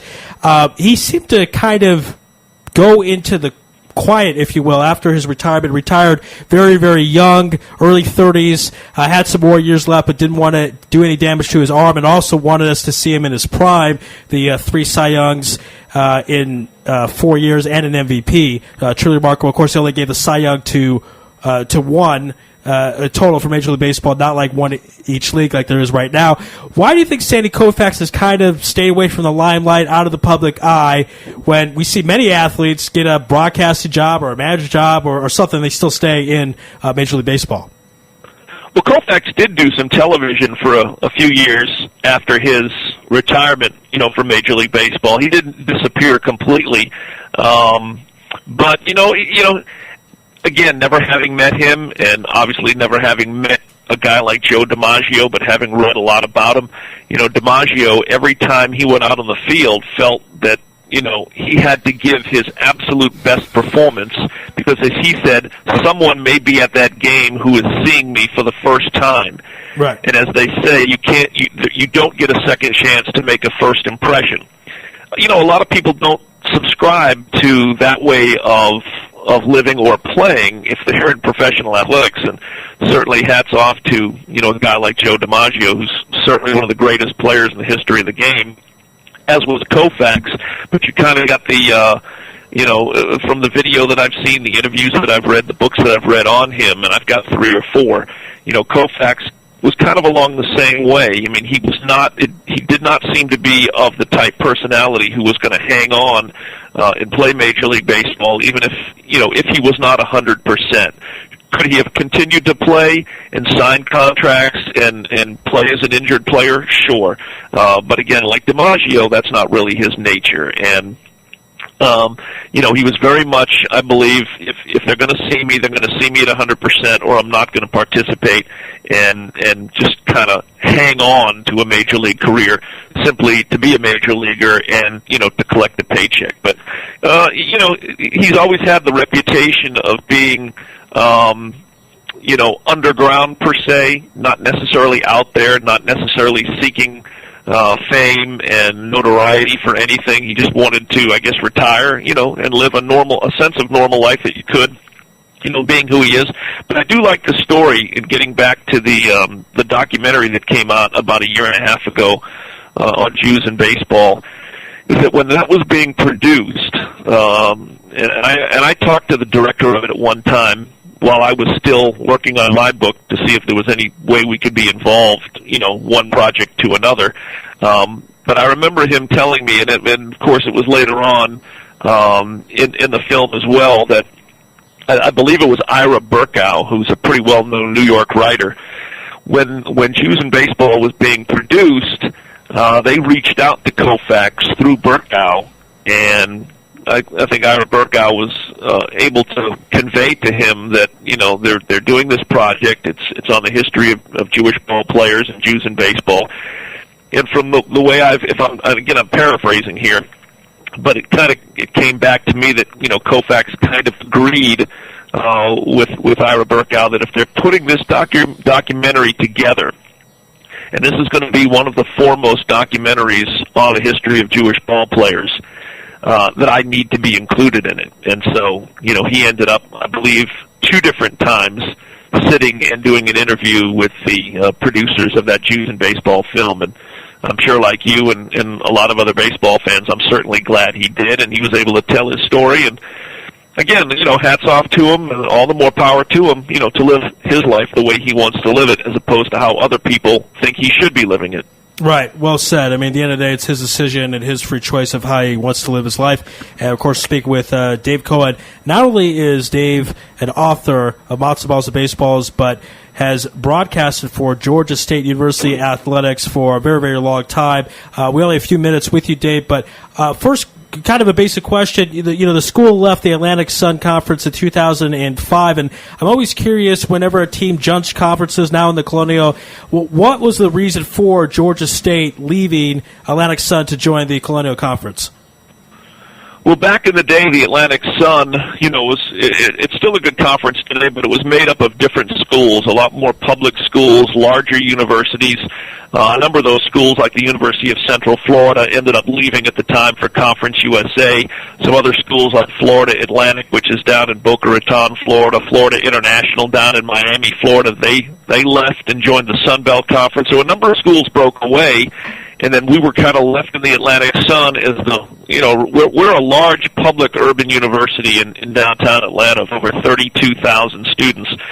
And then you had a number of other small private schools. So, it just really didn't fit us being in that league at that time. And, the president and, the administration at Georgia State wanted to align the university with other larger public urban universities. And at the time, the Colonial was a good fit for us because we had schools in Boston, in Philadelphia, 5 schools in Virginia, in Delaware, North Carolina. It was really up and down the East Coast of the United States. So it was a good fit for us at the time. Schools like George Mason, just outside of Washington, D.C., Virginia Commonwealth, in Richmond, Virginia. So we were in a league now with other more like schools. Then Georgia State added college football, playing its first season 2 years ago. We're going to play our first and only season in the Colonial Athletic Association for football this year, and then the program is moving to the highest level in college football, which is what we call Division I, or FBS, Football Bowl Subdivision. So we needed to find a league that, number one, wanted us, and number two, was a good fit for us. And so now, after 7 years, we're going to leave the Colonial Athletic Association and move to the Sun Belt Conference, which is an FBS, a Division I football conference. And from a travel standpoint, it'll be a little easier as well, because we think of things only in terms of football, but you have to remember that men's and women's basketball, baseball, soccer, volleyball, softball, they all have to travel as well. So being in the Sun Belt with some schools that are a little bit closer geographically will make things a lot easier for everybody, but at the same time, decisions nowadays are made in terms of college football, and again, taking the program to the highest level means going to another league, and so the Sun Belt, in turn has been the best fit for us. And interestingly enough, if you go back to 1975 through 1981, Georgia State was a charter and original member of the Sun Belt Conference. So we've really come full circle with football, going back to the Sun Belt Conference, where we started out back in the mid and late 70s. All right, last question before we let you go. Now, you have been around Lefty Driesell, and I just want to know what that was like. Such a legendary coach, was with Georgia State from 1997 to 2003. Just tell us what that's like. One of the winningest college coaches of all time. He won 100 games at 4 different schools. So tell us what it was like to be around Lefty. Well, it was great because when Lefty came in, and Lefty is 80 now and lives in Virginia Beach, and luckily I still get a chance to talk to him on a semi-regular basis. He has 2 daughters that still live here in the Atlanta area, so he comes to town periodically as well. But when he came into Georgia State, our program from a men's basketball standpoint was down, and he came in and had 5 straight winning seasons. He won 16 his first year, 17 in years 2 and 3. And then really broke out in 2000, 2001, when we went 29-5, went to the NCAA tournament, upset a Wisconsin team that the year before had been in the Final Four, and then we ended up losing to his old Maryland team in the second round of the second game of that 2001 NCAA tournament. But then his 5th year, we ended up losing a very close game to Florida Atlantic in the Atlantic Sun Conference tournament, and we ended up in the NIT. We ended up losing to Tennessee Tech in that ball game. And about 10 games into the following year, he was not feeling that well and decided that, that was the time for him to turn it over. But in all honesty, other than this past year with Ron Hunter, our new head coach, who went 22-12 this year, the 5 years with Lefty were really the 5 best years, that Georgia State has seen in college basketball. And, to bring someone of his name and stature at the time that we did was just huge. I mean, I still say he was the greatest hire, in the history of Georgia State athletics. And, so much so that we put his name on the floor in our basketball arena. It's Charles Lefty Driesell Court. And, I'm one of those, having been around here a while, that hopes that we never lose our connection with him, because he just brought so much to Georgia State, forced Georgia State basketball to grow beyond boundaries that it had ever thought of growing at the time. And again, we're talking now, 15 years ago, or thereabouts. And, so again, I'm glad that I'm still able to talk to him, and we're still able to reminisce about, the 5 great seasons that he had here. And, again, the best coach that Georgia State has had, and, he left his mark here, and those of us that were here to witness it are all the more happy to have been around him and the program as he took it to a level that it had never reached. Okay, it looks like we lost Dave there. Let's dial up real quick just so we could say goodbye to him. That was just such a great interview, so I don't want to think we hung up on him or anything like that. Get him back on. By the way, I want to take this time to remind everyone to check out our store by clicking on the store tab on IsraelSportsRadio.com. Great items, T-shirts, hats, and more. Hi, Dave. Looks like we lost you there. Can you hear us? Yep, I'm back. Okay, great. Actually, that is all the time we have for this particular interview, but it was a lot of fun, and we would love to do it again with you in the future when you have time. Sure, anytime. There's a lot going on here, and I'm always happy to talk to you guys. All right. Thank you, Dave. We really appreciate the time. Be well out there. All righty. All right. That was Dave Cohen, author of Matzo Balls and Baseballs. We're going to take a quick break. On the other side, another gentleman from ESPN, from the ESPN D.C. area, 980, Scott Jackson. This is Louis Live in Israel, sportsradio.com. Talk Network in the Middle East, IsraelSportsRadio.com. Body and Soul Gym in the heart of Talpiot. Great machines, excellent staff, and wonderful classes such as Pilates, yoga, and kickboxing. Give them a call at 02-678-8861. Once again, that's 02-678-8861. www.body-soul.co.il. Once again, that's www.body-soul.co.il. That's Body and Soul in the heart of Talpiot, which is great for your body and your soul. You're already using a credit card every day. Why not feel good every time you make a purchase? When using the HAS Advantage Support Israel Visa card, a percentage of each purchase you make will be donated to your choice of 24 Israeli-based charities, while still earning a reward point for every dollar spent. But wait, these rewards are even better than the standard rewards you get, especially when using them towards Israel travel, with the best conversion rate on El Al's Matmeed Frequent Flyer program. Earn double points at some of your favorite supermarkets and restaurants in the U.S., as well as discounts all over Israel. If you love traveling and supporting Israel, HAS Advantage is the card for you. Just give us a call toll-free at 1-866-6-ISRAEL. Sign up right now with the code ISR10 to earn 2,500 bonus points. That's 1-866-647-7235. HAS Advantage. Earn rewards. Support Israel. Offer valid for U.S. citizens only. Terms and conditions do apply. When dialing from within Israel, please dial 1-800-200-818. Israel Sports Dynamics specializes in football consulting, equipment, uniforms, and more. Great brands such as Nike, Russell Athletics, Shutt Sports Products, and many more. Just one call away. With over 30 years coaching experience with university and professional athletes, Harry Hill, owner of ISD, can advise you for all your sports needs. Call 054-581-3248. That's 054-581-3248, or visit our website at www.isdisrael.com. If that's not easy enough, click on the ISD banner on the Israel Sports Radio website and be part of the game. Are you tired of paying for expensive gym memberships that you don't use? Are you frustrated by not seeing results?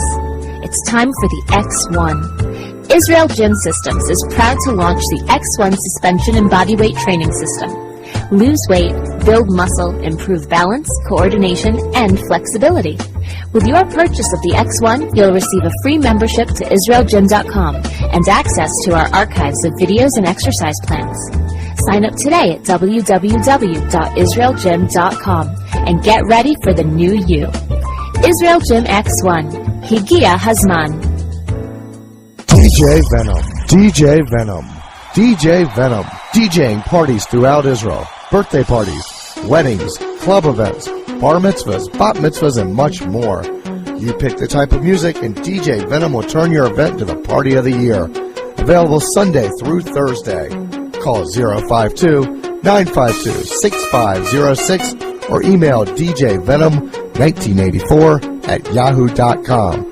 That's 052-952-6506 or email djvenom1984@yahoo.com. Book your party today. That's DJ Venom. Broadcasting live from Israel. IsraelSportsRadio.com. All right, back here on Louis Live, and our thanks again to Dave Cohn, author of Matzo Balls and Baseballs. We're now going to dial up from ESPN Scott Jackson. He is out in the D.C. area, so we'll get into some Redskins, Nationals talk, maybe a little Wizards as well, and maybe preview a bit of the NBA Finals. So good show so far. We appreciate everyone tuning in. And once again, check out our store by clicking on the store tab on IsraelSportsRadio.com. And we're going to go a little past 7 p.m. to about 7:15, and then conclude the show for the evening. Hi, am I speaking with Scott? Hi, this is Ari Louis with Louis Live on IsraelSportsRadio.com. How you doing out there? Good, man. It's a pleasure to have on now Scott Jackson, who is a talk show host at ESPN 980 out in the D.C. area, and I'm going to pass you over to my co-host for today, Aaron Krolik, to talk some Washington Redskins football. Go ahead, Aaron. Scott, hi, how are you? Good. And in Hebrew we say Ma Shlomcha. And you're supposed to say Mitsuyan. Mitsuyan, Ken. Yes. You know, everyone, sometimes we forget, Ari and I, that we are broadcasting from Jerusalem, Israel. And it's cool to be able to talk to somebody in the United States and somebody who's so well connected with the Washington, D.C. area. Can you tell us, give the listeners, and we always like talking NFL football here. We're going to go right in. What are some of the breaking news? What's happening with the Washington Redskins? Well, I mean, it's just it's a big honeymoon right now with the since the draft they traded to get up to that second spot and take Robert Griffin III, the Heisman Trophy winner from Baylor, and people are just insanely excited about the regular season, and expectations as usual in Washington are probably overly optimistic, but that's kind of the way we are here. But it's exciting because it finally looks like they have a franchise quarterback in place, and that's obviously something we've been lacking forever. I mean, really. I mean, since Sonny Jurgensen, who was a Hall of Famer, and Joe Bison was probably the last really stable long-term quarterback answer they had, even though others won Super Bowls like Doug Williams and Mark Rippon, but none of those guys were the long-term solution to the position. So I think that's why people are excited. This kid had a lot of upside, and now he's going to go out and do it. I mean, I've seen all the highlights of him in college, saw, a fantastic career, not only a great athlete, but he's a real smart guy, and he's got an amazing charisma. It just seems like every position you put him in, every question he answers is the right answer, so people are obviously really encouraged to see him go to the football field for real. Right, and the Redskins also addressed some concerns they had this offseason at the wide receiver spot. I know they went out and they signed Pierre Garçon. Who else what other big names, if any, did the Redskins pick up this offseason? Well, I don't know the big names. That's the one thing that's kind of been a breath of fresh air since Mike Shanahan came here and Brissell and in the front office. They don't go after names per se anymore, just for the sake of going after names. Right. They are the guys that are trying to make fit into the systems that they play. And I think obviously Garcon thing was the biggest move, followed by Josh Morgan, who comes in from the 49ers as a DC native. Those two guys should help the wide receiver position. They're still lost here. There's a lot of hope that Leonard Hankerson can come back from that injury, hip injury he had last year in the off-season surgery. Anthony Armstrong, a player at the position as well. So I mean, that's what you're looking at right now in terms of the big name guys. Like I said, there's not a ton of them, but those are those guys that are expected to fit in really well. It seems like Dan Snyder and the Redskins, their spending spree kind of ended with Albert Hainsworth. It seems like that they've kind of learned their lesson from signing big names, perhaps, and losing on those types of deals. Yeah, I think so. I think so. There's a purpose. They put more emphasis, obviously, in the draft over the last several years. Last season they had what appeared to be a really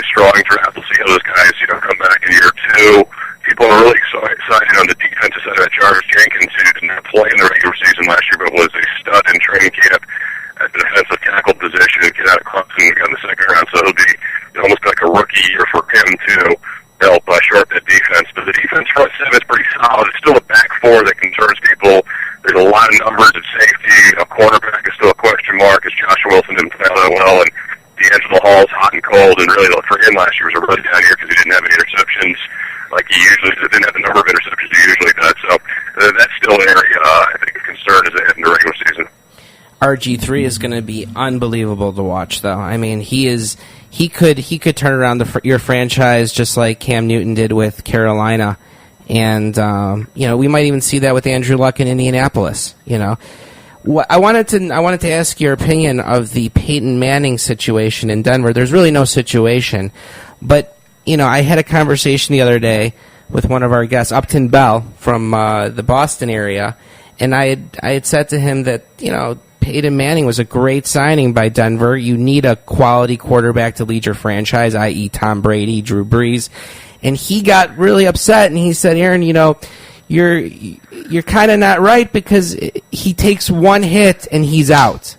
And I said, well, this could happen with any player, So do you think what do you think of Peyton Manning's upcoming season and his potential to, perhaps lead Denver to a title? Well, I mean, he's going to be healthy, number one. I don't know if he's necessarily vaulting him to the, ahead of the Patriots in the AFC or ahead of the Ravens. That was a team that, still, people point out, as the season went on, that their wide receivers weren't all that good. They really didn't do a ton to upgrade their position. They didn't bring in Jacob Tammy with Peyton, from Indianapolis, which should help. But, I mean, nobody knows what Peyton Manning's going to do when the season starts. And you're right, you can say that about anybody, but not anybody has 3 to 4 neck surgeries, whatever the number was. And there's some conflicting reports out there over the last, year and a half. So I think there's some risk involved. And to be honest with you, I'm not surprised the Colts picked a quarterback as high as they did the Broncos picked a quarterback as high as they did because I think they realized it as well. But this was a good way for them to get Tim Tebow out of there. They were never sold on because they know in this league you have to throw the football, and that guy, he doesn't throw the football well. So I don't hate the move from that regard, but they're going to look bad, obviously, if the guy gets hurt early and doesn't play. And if this becomes a thing that is recurring and he doesn't play the first few seasons. Aaron Krolik here with Israel Sports Radio. My co-host, or he is the leader, Ari Louis. I want to thank Ari once again for having me on today. With our guest, Scott, I'm looking at the Redskins 2012 upcoming season, and it looks like they start out at New Orleans, and then they go to St. Louis, they're home at Cincinnati, they're at Tampa Bay, home Atlanta, home at Minnesota, at New York, at Pittsburgh, home Carolina, bye, that's November 11th. Then Sunday, November 18th, they're home against Philadelphia, at Dallas, home versus New York, home versus Baltimore, at Cleveland, at Philadelphia, home Dallas. I think that this is a schedule that favors the Redskins, and I would not be surprised if the Redskins were a sleeper team this year. What are your thoughts of that? Well, you got to see RG3 and this group on the field together. I mean, look, the great thing about the NFL is, right now we're in June, everybody's got hope. I mean, there's hope for everyone. The 49ers were a hot mess last year. Right. You would have asked people to pick the team that you thought would be the most effective in the lockout. Everybody said the 49ers because, well, gosh, they got this college coach, they can't do OTAs. How do they adjust all this stuff? It's the worst scenario. Well, they're a win away from being in the Super Bowl. Obviously, they fell short to the Giants. Giants were, not a expiring team in the regular season. Get into the playoffs, obviously make the run Super Bowl champs once again. So, who knows? I mean, all these schedules, every year we do this thing where, this schedule's good, this schedule's bad. Right. But then teams that are supposed to stink turn out to be good. Teams that are supposed to be good turn out to stink. So, I mean, who knows? Last year, I thought, everybody thought Carolina was good. You thought it was an easy win. Obviously, that changed. Cincinnati, I don't think anybody thought they would make the playoffs. They did. So, yeah, I mean, the Redskins have a chance. They're getting better, but here's the problem. Philadelphia's getting better. I could have made the argument to you at the end of the season that Philadelphia snuck into the playoffs like the Giants did. They could have made a run because they were playing that well at the end of the year. I mean, if you look at their yardage number, the team moved the ball, no problem. problem week in and week out. Their problem was turnovers. Defense got better at the end of the year, so they're going to be good.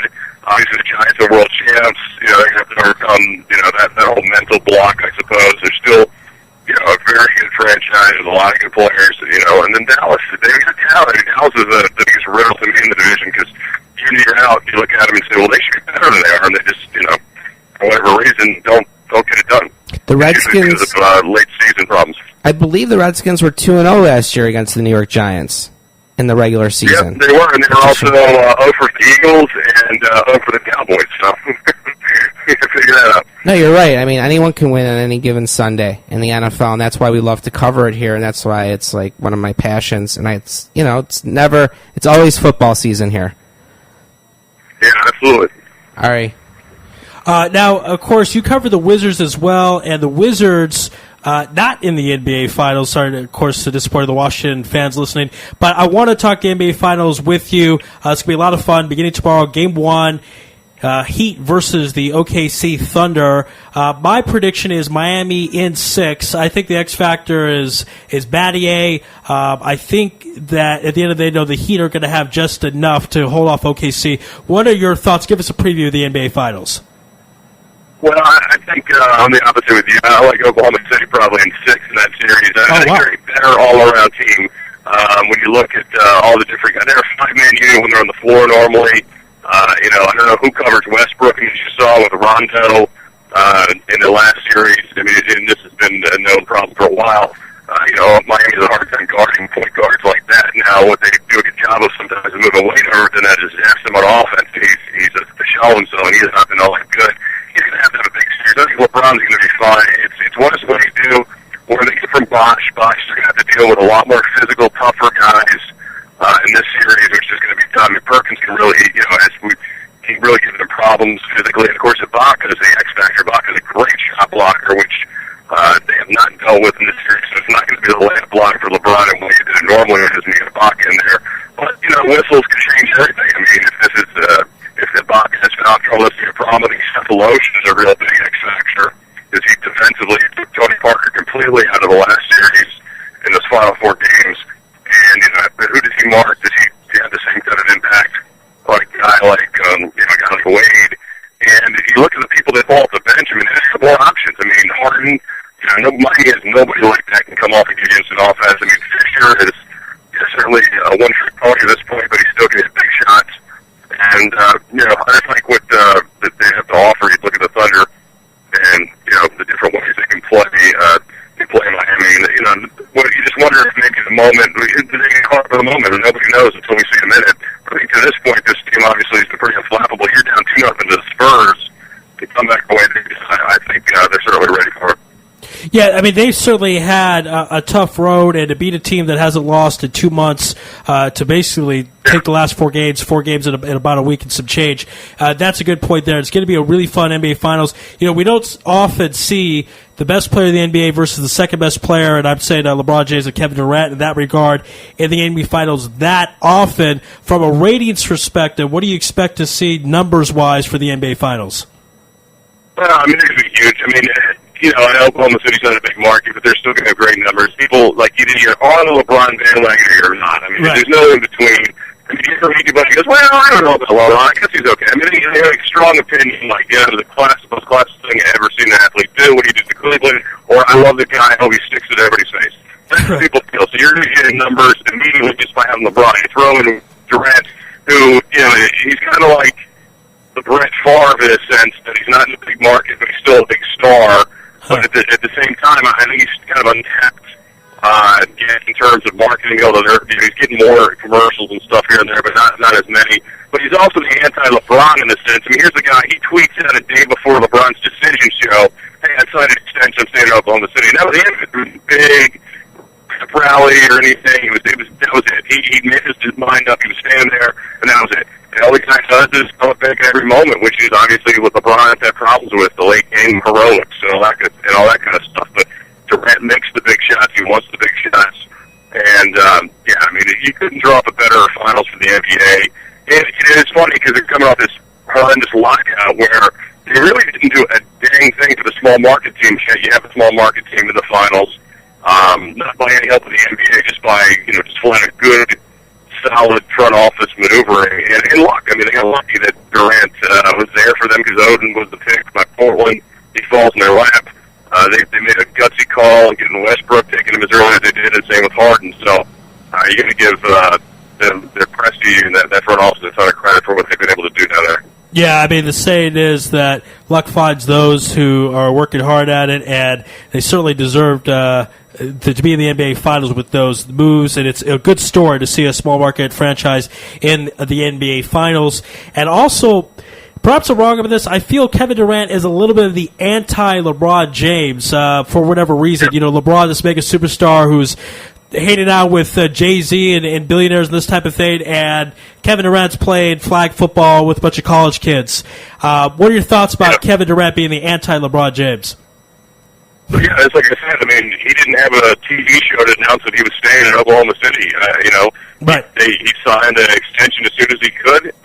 There was no, I'm going to wait and see kind of garbage you've seen with Dwight Howard and Deron Williams or Darren Williams, and obviously what LeBron did. He's been a guy who wanted to be where he started his career. And people like that. This day and age in sport, free agency, look, that's the right. I mean, that's what it's for. It's like anybody else in the other job. You can go out and find the best opportunity for you when your contract's up, and you can do it in contract. I mean, you can't do that in pro sports. They can trade you at any moment, so that's kind of the trade-off for it. But yeah, I mean, he just goes about his business quietly. He's not a lot of flash. He's just a great player. I mean, and he's just a fun guy to watch. 6'11", he can shoot like that from the outside and put it on the floor. And this is why the series, the storylines are as great as the matchups. All right. Great analysis there. Let's move on in the final minutes we have with you to the Washington Nationals, fresh off their interleague sweep of the Boston Red Sox. And, prepping for this interview, I'm just shocked at how many injuries the Nationals are going through. You have a couple big names, Jason Worth, the big free agent on that list, Chad Tracy, Carlos Milano, all these players on the injury list, yet the Washington Nationals first place in the National League East. So I know they have some great pitching, but is there something a little extra that maybe is under the eye or under the radar of us fans?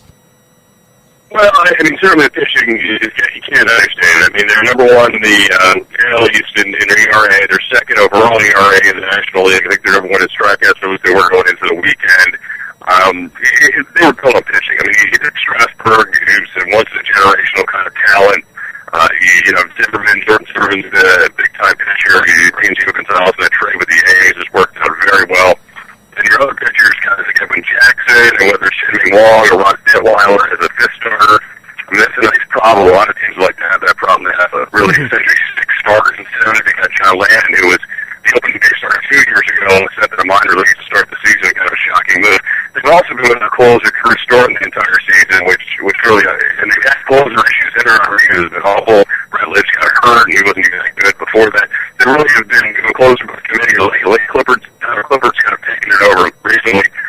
It just didn't come through. I mean, their offense has been massively inconsistent at times, but it's getting better. Everyone's getting healthy.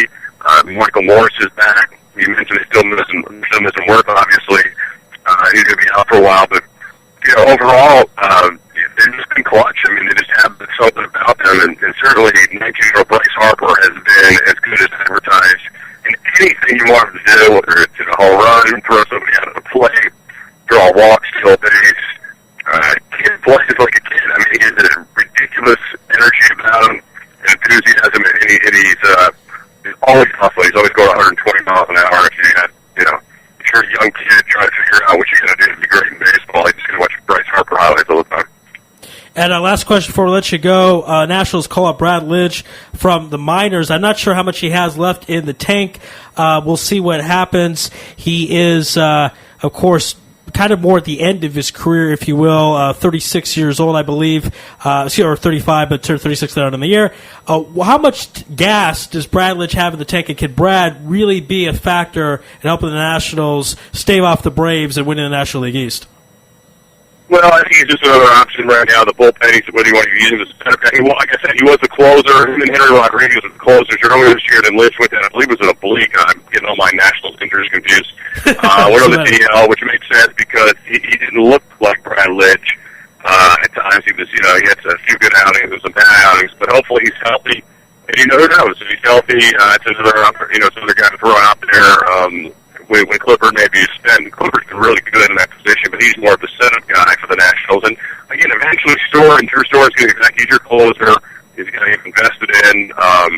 And hopefully he comes back well when he does come back here. I believe they're talking about the right around All-Star break or after the All-Star break for Drew Store, and then be close to full strength. And again, they've done a great job managing injuries. No excuses about the Nats. They just keep winning.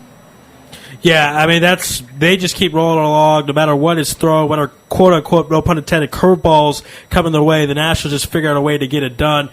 First place in the National East, as I mentioned, just ahead of the Braves. And it's going to be fun. Bruce Jacobs, a good friend of Israel Sports Radio, picked the Nationals at the beginning of the year to win the East. I thought that was a little extreme, but I did have them taking a wild card spot. And at this point, it looks like they're going to get in the playoffs. Of course, long way to go. The Major League Baseball season is certainly a marathon, to say the least. Well, Scott, we certainly appreciate your time here on Louis Live at Israel Sports Radio. It was a lot of fun, and we'd love to do it again with you in the future. Scott, thank you. All right, guys, thank you. Appreciate it. All right, Scott, be well.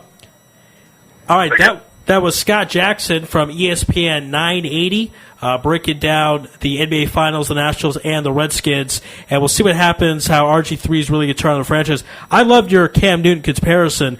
People weren't sure Cam Newton was going to make it as a pro quarterback, came off the Heisman and the college championship, and turned around the Carolina Panthers. I mean, they didn't go to the playoffs, obviously, but from 1-15 to being a relevant team, viable team, and we'll see if the same thing happens with RG3. Of course, time's going to tell in that regard. Let's see if Mike Shanahan doesn't screw it up. Yeah, that's one way to say it for sure.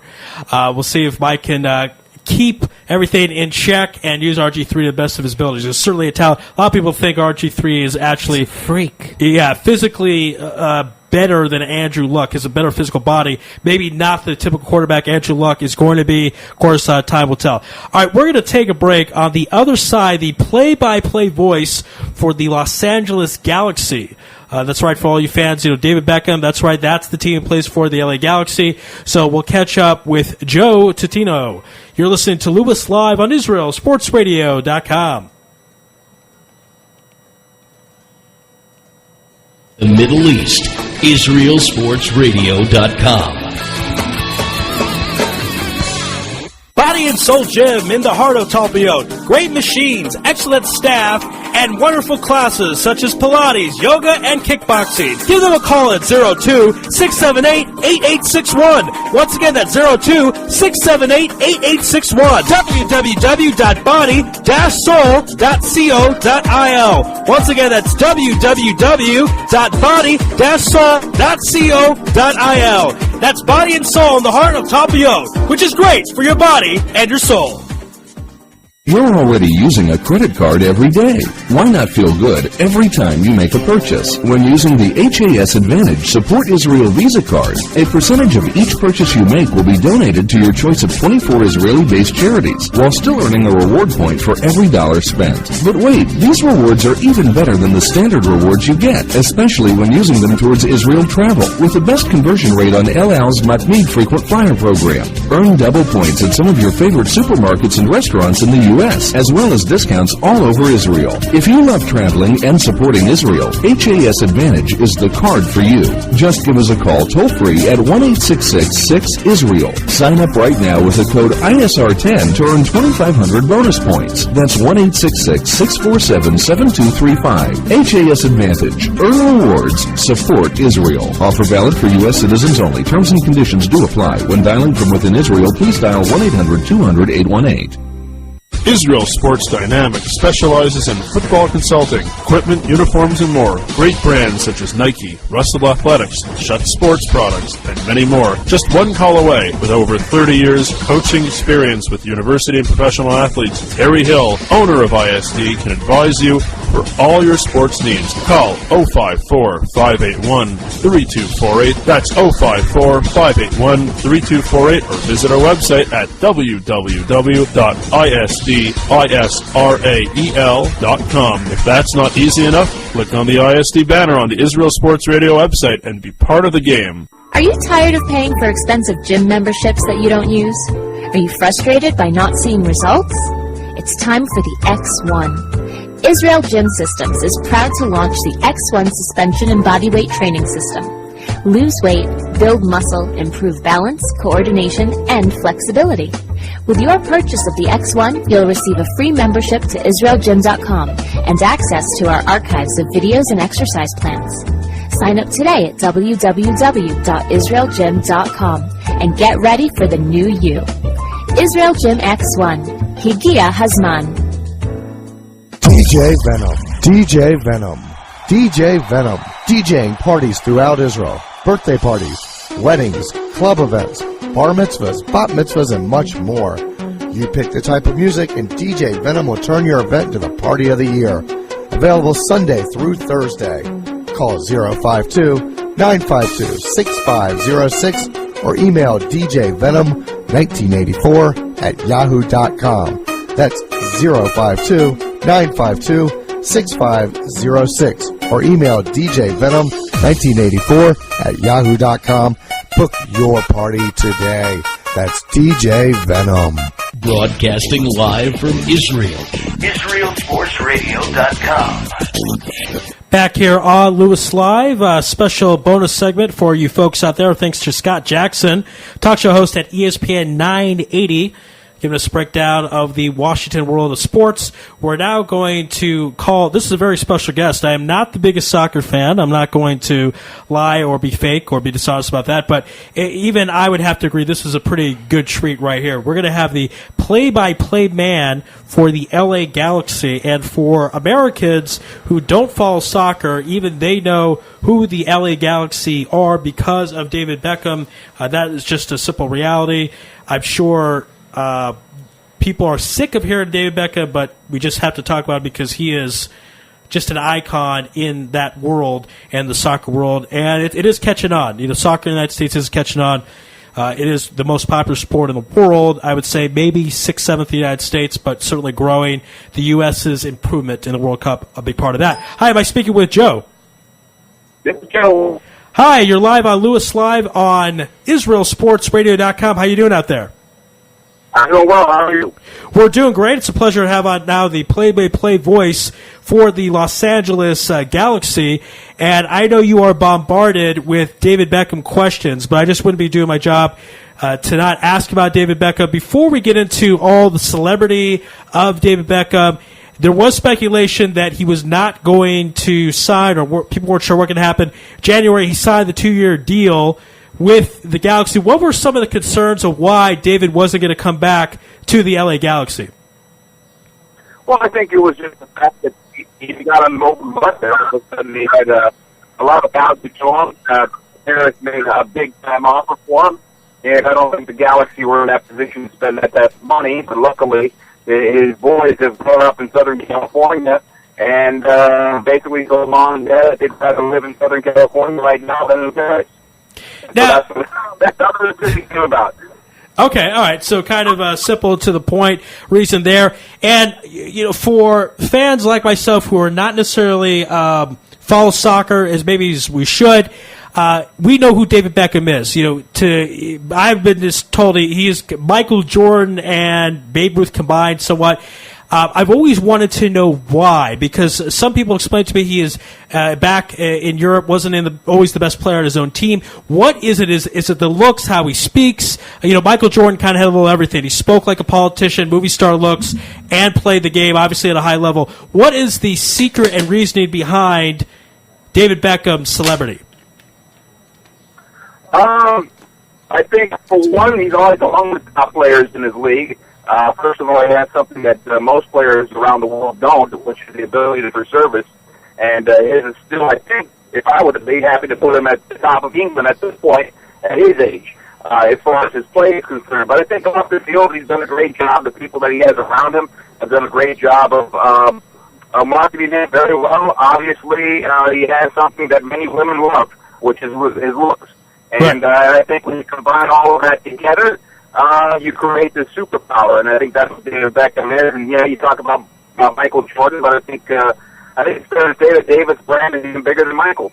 Yeah, I tend to agree with that for whatever reason, like you mentioned, the looks, or maybe it's the Spice Girl thing. I mean, who knows at this point? But yeah, he is certainly globally bigger than Michael Jordan.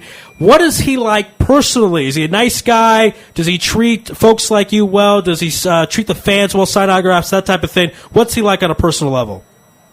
I think David is great. I think David understands the type of star that he is, and he goes out of his way to try to be a normal person as much as possible.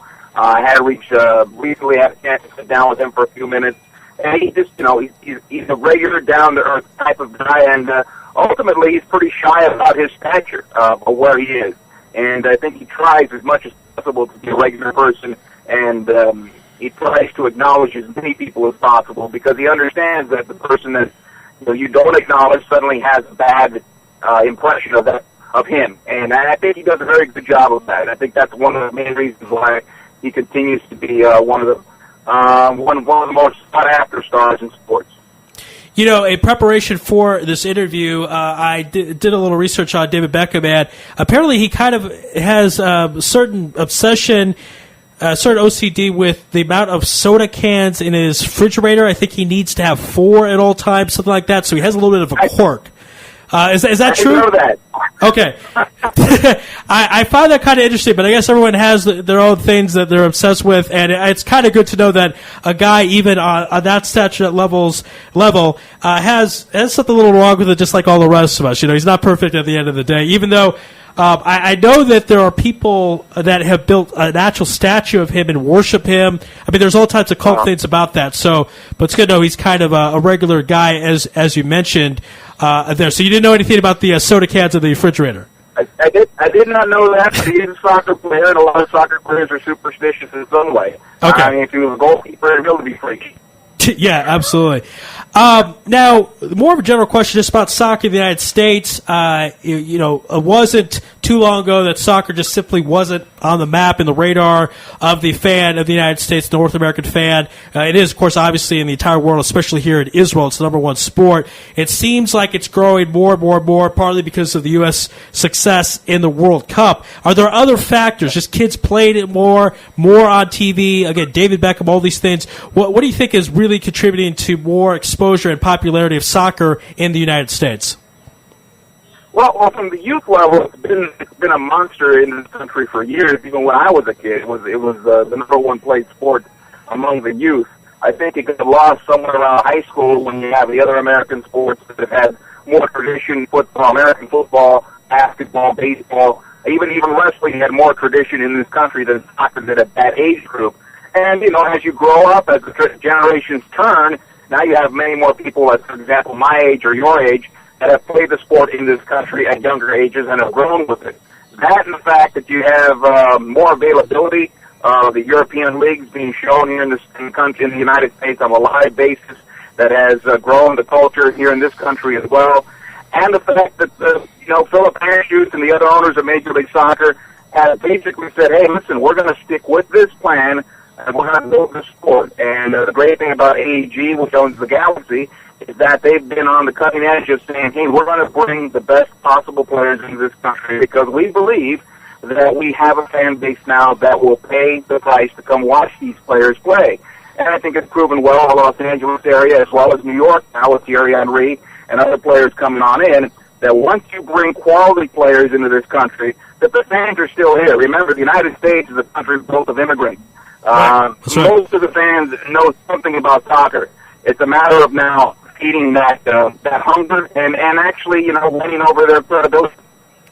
Now, the LA Galaxy in themselves, they were not too long ago, 2011, they were the third straight team to win consecutive Shields, and they had the second best total of points in MLS history. So is there starting to get a kind of a tradition, or I guess there has been for a few years now, that there's a certain LA Galaxy pride of you're on the Galaxy, right, and it's just a successful team, and you got to go out there and play like a champion? Yeah, absolutely. I think the shield itself means something now for the LA Galaxy. I think right now they're kind of filling it out of the gate, and hopefully here in the next couple of weeks, in fact, hopefully this weekend they get back on track and start getting themselves up the table. But yeah, I agree with you. Over the last 3 years, they have rebuilt that aura, so to speak, or that equity that you put into that shield, the LA Galaxy shield. They had it going in the early part of Major League Soccer, and then basically in 2006, 7, and 8, those are called the dark years of the Galaxy. Right. The team not the full season. But then with Bruce Arena coming into the fold as the manager of the club, and he got everybody on the same page, and the team came together and really did very well and got to the top of Major League Soccer. And yeah, last year was a phenomenal year, especially for the fact that they were able to win the championship in front of their home crowd. And hopefully this year they can right the ship and get themselves back in the postseason. And they're already back in Champions League play here in this region. And hopefully they can bring some more silverware back to Southern California. Yeah, absolutely, for all the LA Galaxy fans out there. Now, I want to ask you from now a broadcasting perspective, because I do broadcast it here in Israel for the local football league. That is certainly not a comparison to what you do, obviously, with the LA Galaxy. But I'm always curious, broadcaster, how do you soccer is a game not like football where there's not a lot of points scored or goals in the situation. How do you how do you feel the time where it's exciting and fun for the fans to listen to the broadcast? Well, I think, from a broadcaster standpoint, I think a lot of young broadcasters make a mistake describing just where the ball is on the field. And I think soccer is more than just where the ball is. Soccer is where the ball is, it's also where the players are, as far as your teammates are, and what the other team is doing. And I think if you are able to eloquently present that, then you paint the picture. And a 0-0 game can become rather exciting. Now, I agree. I'm more of a defensive guy in all sports. I like the pitchers doing baseball. I like the 10-7 game in the NFL. I like Eastern Conference type of basketball. So I actually think that stuff is fun because one goal can make the difference, and it makes it much more precious as well. Now, as a broadcaster, you mentioned that David Beckham, very nice guy in real life. Do you find that most of the players are happy and friendly towards you, kind of because you're talking about them, if they're not playing well, you have to talk about it, or if they're not playing well in the game particularly. Do you find that most of these players are fair towards you, they understand that you're doing your job, and overall they like your contribution to the LA Galaxy? Yeah, well, luckily it's my 16th year, so maybe I've been doing something correctly. But I think it's important as a broadcaster to be fair in how you present the game. And I think one of the things that's always been in the back of my mind is if you say X player made a bad play at the point of the game, if that player makes a good play later on, I think it's very important that you recognize that as well. Right. And you present balance. And the other thing I think is important is that you make yourself available to those players outside the game. On the road, I make a point of myself being available to them at the team hotel, and if anybody has an issue or anything like that, they can, they're more than welcome to talk to me about it.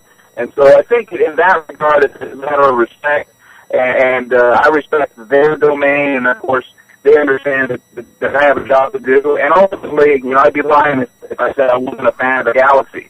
Right. That's the podcast. The team broadcasters, in my opinion, happen to be fans of the team. My job is to kind of control that fandom a bit and be as objective as possible at the same time. Now, before we let you go, a couple questions with you. Let's talk about, we mentioned David Beckham, obviously, on and on, as we just kind of have to when it comes to the LA Galaxy. But last year, you guys added Robbie Keane, and he is just a legend in Ireland. And he's not even. Well, I guess for soccer age, maybe he's a little bit up there in age, but he's a legend at this point. How has Robbie Keane come over and kind of dealt? This is David Beckham's spotlight, but Robbie Keane is, a legend. We've seen this in American sports time to time. Guy comes in to a team that has an established leader or maybe more a popular guy, this type of thing. How does Robbie Keane fit in with the LA Galaxy? Well, I think it's a good question. I think 5 years ago, 6 years ago, Major League Soccer, it might create a problem because I think we were still growing to understand what it meant to have superstars on a team, multiple superstars. I think players like Robbie Keane and David Beckham have been around stars on their own teams elsewhere. And so for them, I think it's just a matter of an understanding of, hey, listen, we're all here to win, we're all here to do our job and to be professionals. And he fit right in well. I mean, there wasn't a situation where, Robbie Keane was worried about not getting enough quotes in the newspaper or on all media outlets, and I don't think that's an issue with David Beckham, nor is it an issue with Landon Donovan. These guys understand what the situation is. They played at the very highest of levels, landed at the World Cup, and had success at the World Cup as well. And I think the only thing they're doing is a positive for American soccer is bringing in that understanding and bringing everybody else with them, the younger players with them, the American players that are playing here in the United States with them, to, again, elevate the game here in this country. So I think Robbie is fitting rather well, and he's a pistol. I like watching him, and I like the way he plays. All right, and last question before we let you go. I'm curious because the LA Galaxy played not too long ago in the Rose Bowl, but now in the Home Depot Center. Have you noticed a bit of a difference? Fans, do they like the Home Depot Center more than the Rose Bowl? Rose Bowl's obviously got such history and tradition behind it. So what are your thoughts about the change made about 10 years ago in 2003? Well, I think if you talk to the fans from 1996 and 97, the early years, they like the old-fashioned way of being able to get really close to the players, being able to do their own field meetings, and so forth. But when you put it all together and going into the Home Depot Center, a state-of-the-art stadium that's 27,000 people, that's always full, the atmosphere is right on the game. The Rose Bowl obviously has its history, but even the closest seats is still good 20 yards away from the pitch, and that makes a big difference. And I think the Home Depot Center, head and shoulders, is much better than the Rose Bowl at this point for the sport in this country. And I would say also going forward, if we ever get to a point where we can fit into a 60, 70,000 seat stadium, I would think that would be state of the art and also a better sight line and better atmosphere than the Rose Bowl can provide. Yeah, it's a great old stadium, and yes, there's been World Cups and Olympic finals played in there, and it has its history. But I think for the sport in this country going forward, it's nice that it's in its history books at this point. Yeah, I think it's one of those times where it's kind of out with the old, in with the new, despite the history and tradition of the Rose Bowl. If it's a better atmosphere and a better viewing for the fan, and he can enjoy the game more, then I think that's what you got to go with. Joe, we certainly appreciate your time here on Louis Live on IsraelSportsRadio.com. Lots of luck to the Los Angeles Galaxy, and we'd love to have you on again in the future. Thank you very much for having me. Call me anytime. Thank you, Joe. We really appreciate it. Be well out there. Thank you. All right, that was Joe Tutino, who is the play-by-play man for the LA Galaxy. That was actually a lot of fun. Appreciate Joe's time. We're going to conclude tonight's program. We want to thank Aaron for coming in. Did you have a good time, Aaron? Thanks, Harry. Yeah, I always have fun talking sports with you and Israel Sports Radio. And, of course, you can't pick a better place than Jerusalem, Israel, to broadcast sports. Yeah, if you don't like talking sports, something wrong, I got to say. A lot of great stuff to talk about tomorrow. Of course, Game 1 of the NBA Finals will be tomorrow, and the NHL Finals in a real heated battle between the New Jersey Devils and the Los Angeles Kings. As I mentioned, Kings look like on the verge of a sweep. Now it looks like it's going in Jersey's favor. Marty Brodeur could be the Conn Smythe winner when it's all said and done. Who would have thought that would have happened? What a swan song, if it is, for Marty as he's 40 years old, and this will probably be his last season in the NHL. Legendary goalie could go out with a championship and a Conn Smythe. We want to thank everyone who was on the program tonight. Bryn Jonathan Butler, the director of Split Decision, the story of Guillermo Rigondo, Cuban defector who became champion at 123 in the world of boxing, was on the undercard of Manny Pacquiao's stunning loss to Timothy Bradley. ESPN's Mark Brown, who likes the Miami Heat, but in 7 games, which is an interesting pick because Game 7, if it goes that far, would be in OKC. I like Miami in 6. I think they have to win in 6. I don't think they can win it on the road in Game 7. Author Dave Cohen, who wrote Matzo Balls and Baseballs, talking about all the great Jewish players in the history of baseball. ESPN's 980 Scott Jackson breaking down the Washington Nationals, how they just keep rolling along despite all their injuries. And, of course, the LA Galaxy's play-by-play man, Joe Tutino. Stay tuned tomorrow at 5 p.m. as we'll have a lot more great guests and more fun sports talk. But that's it for tonight. God bless and good night.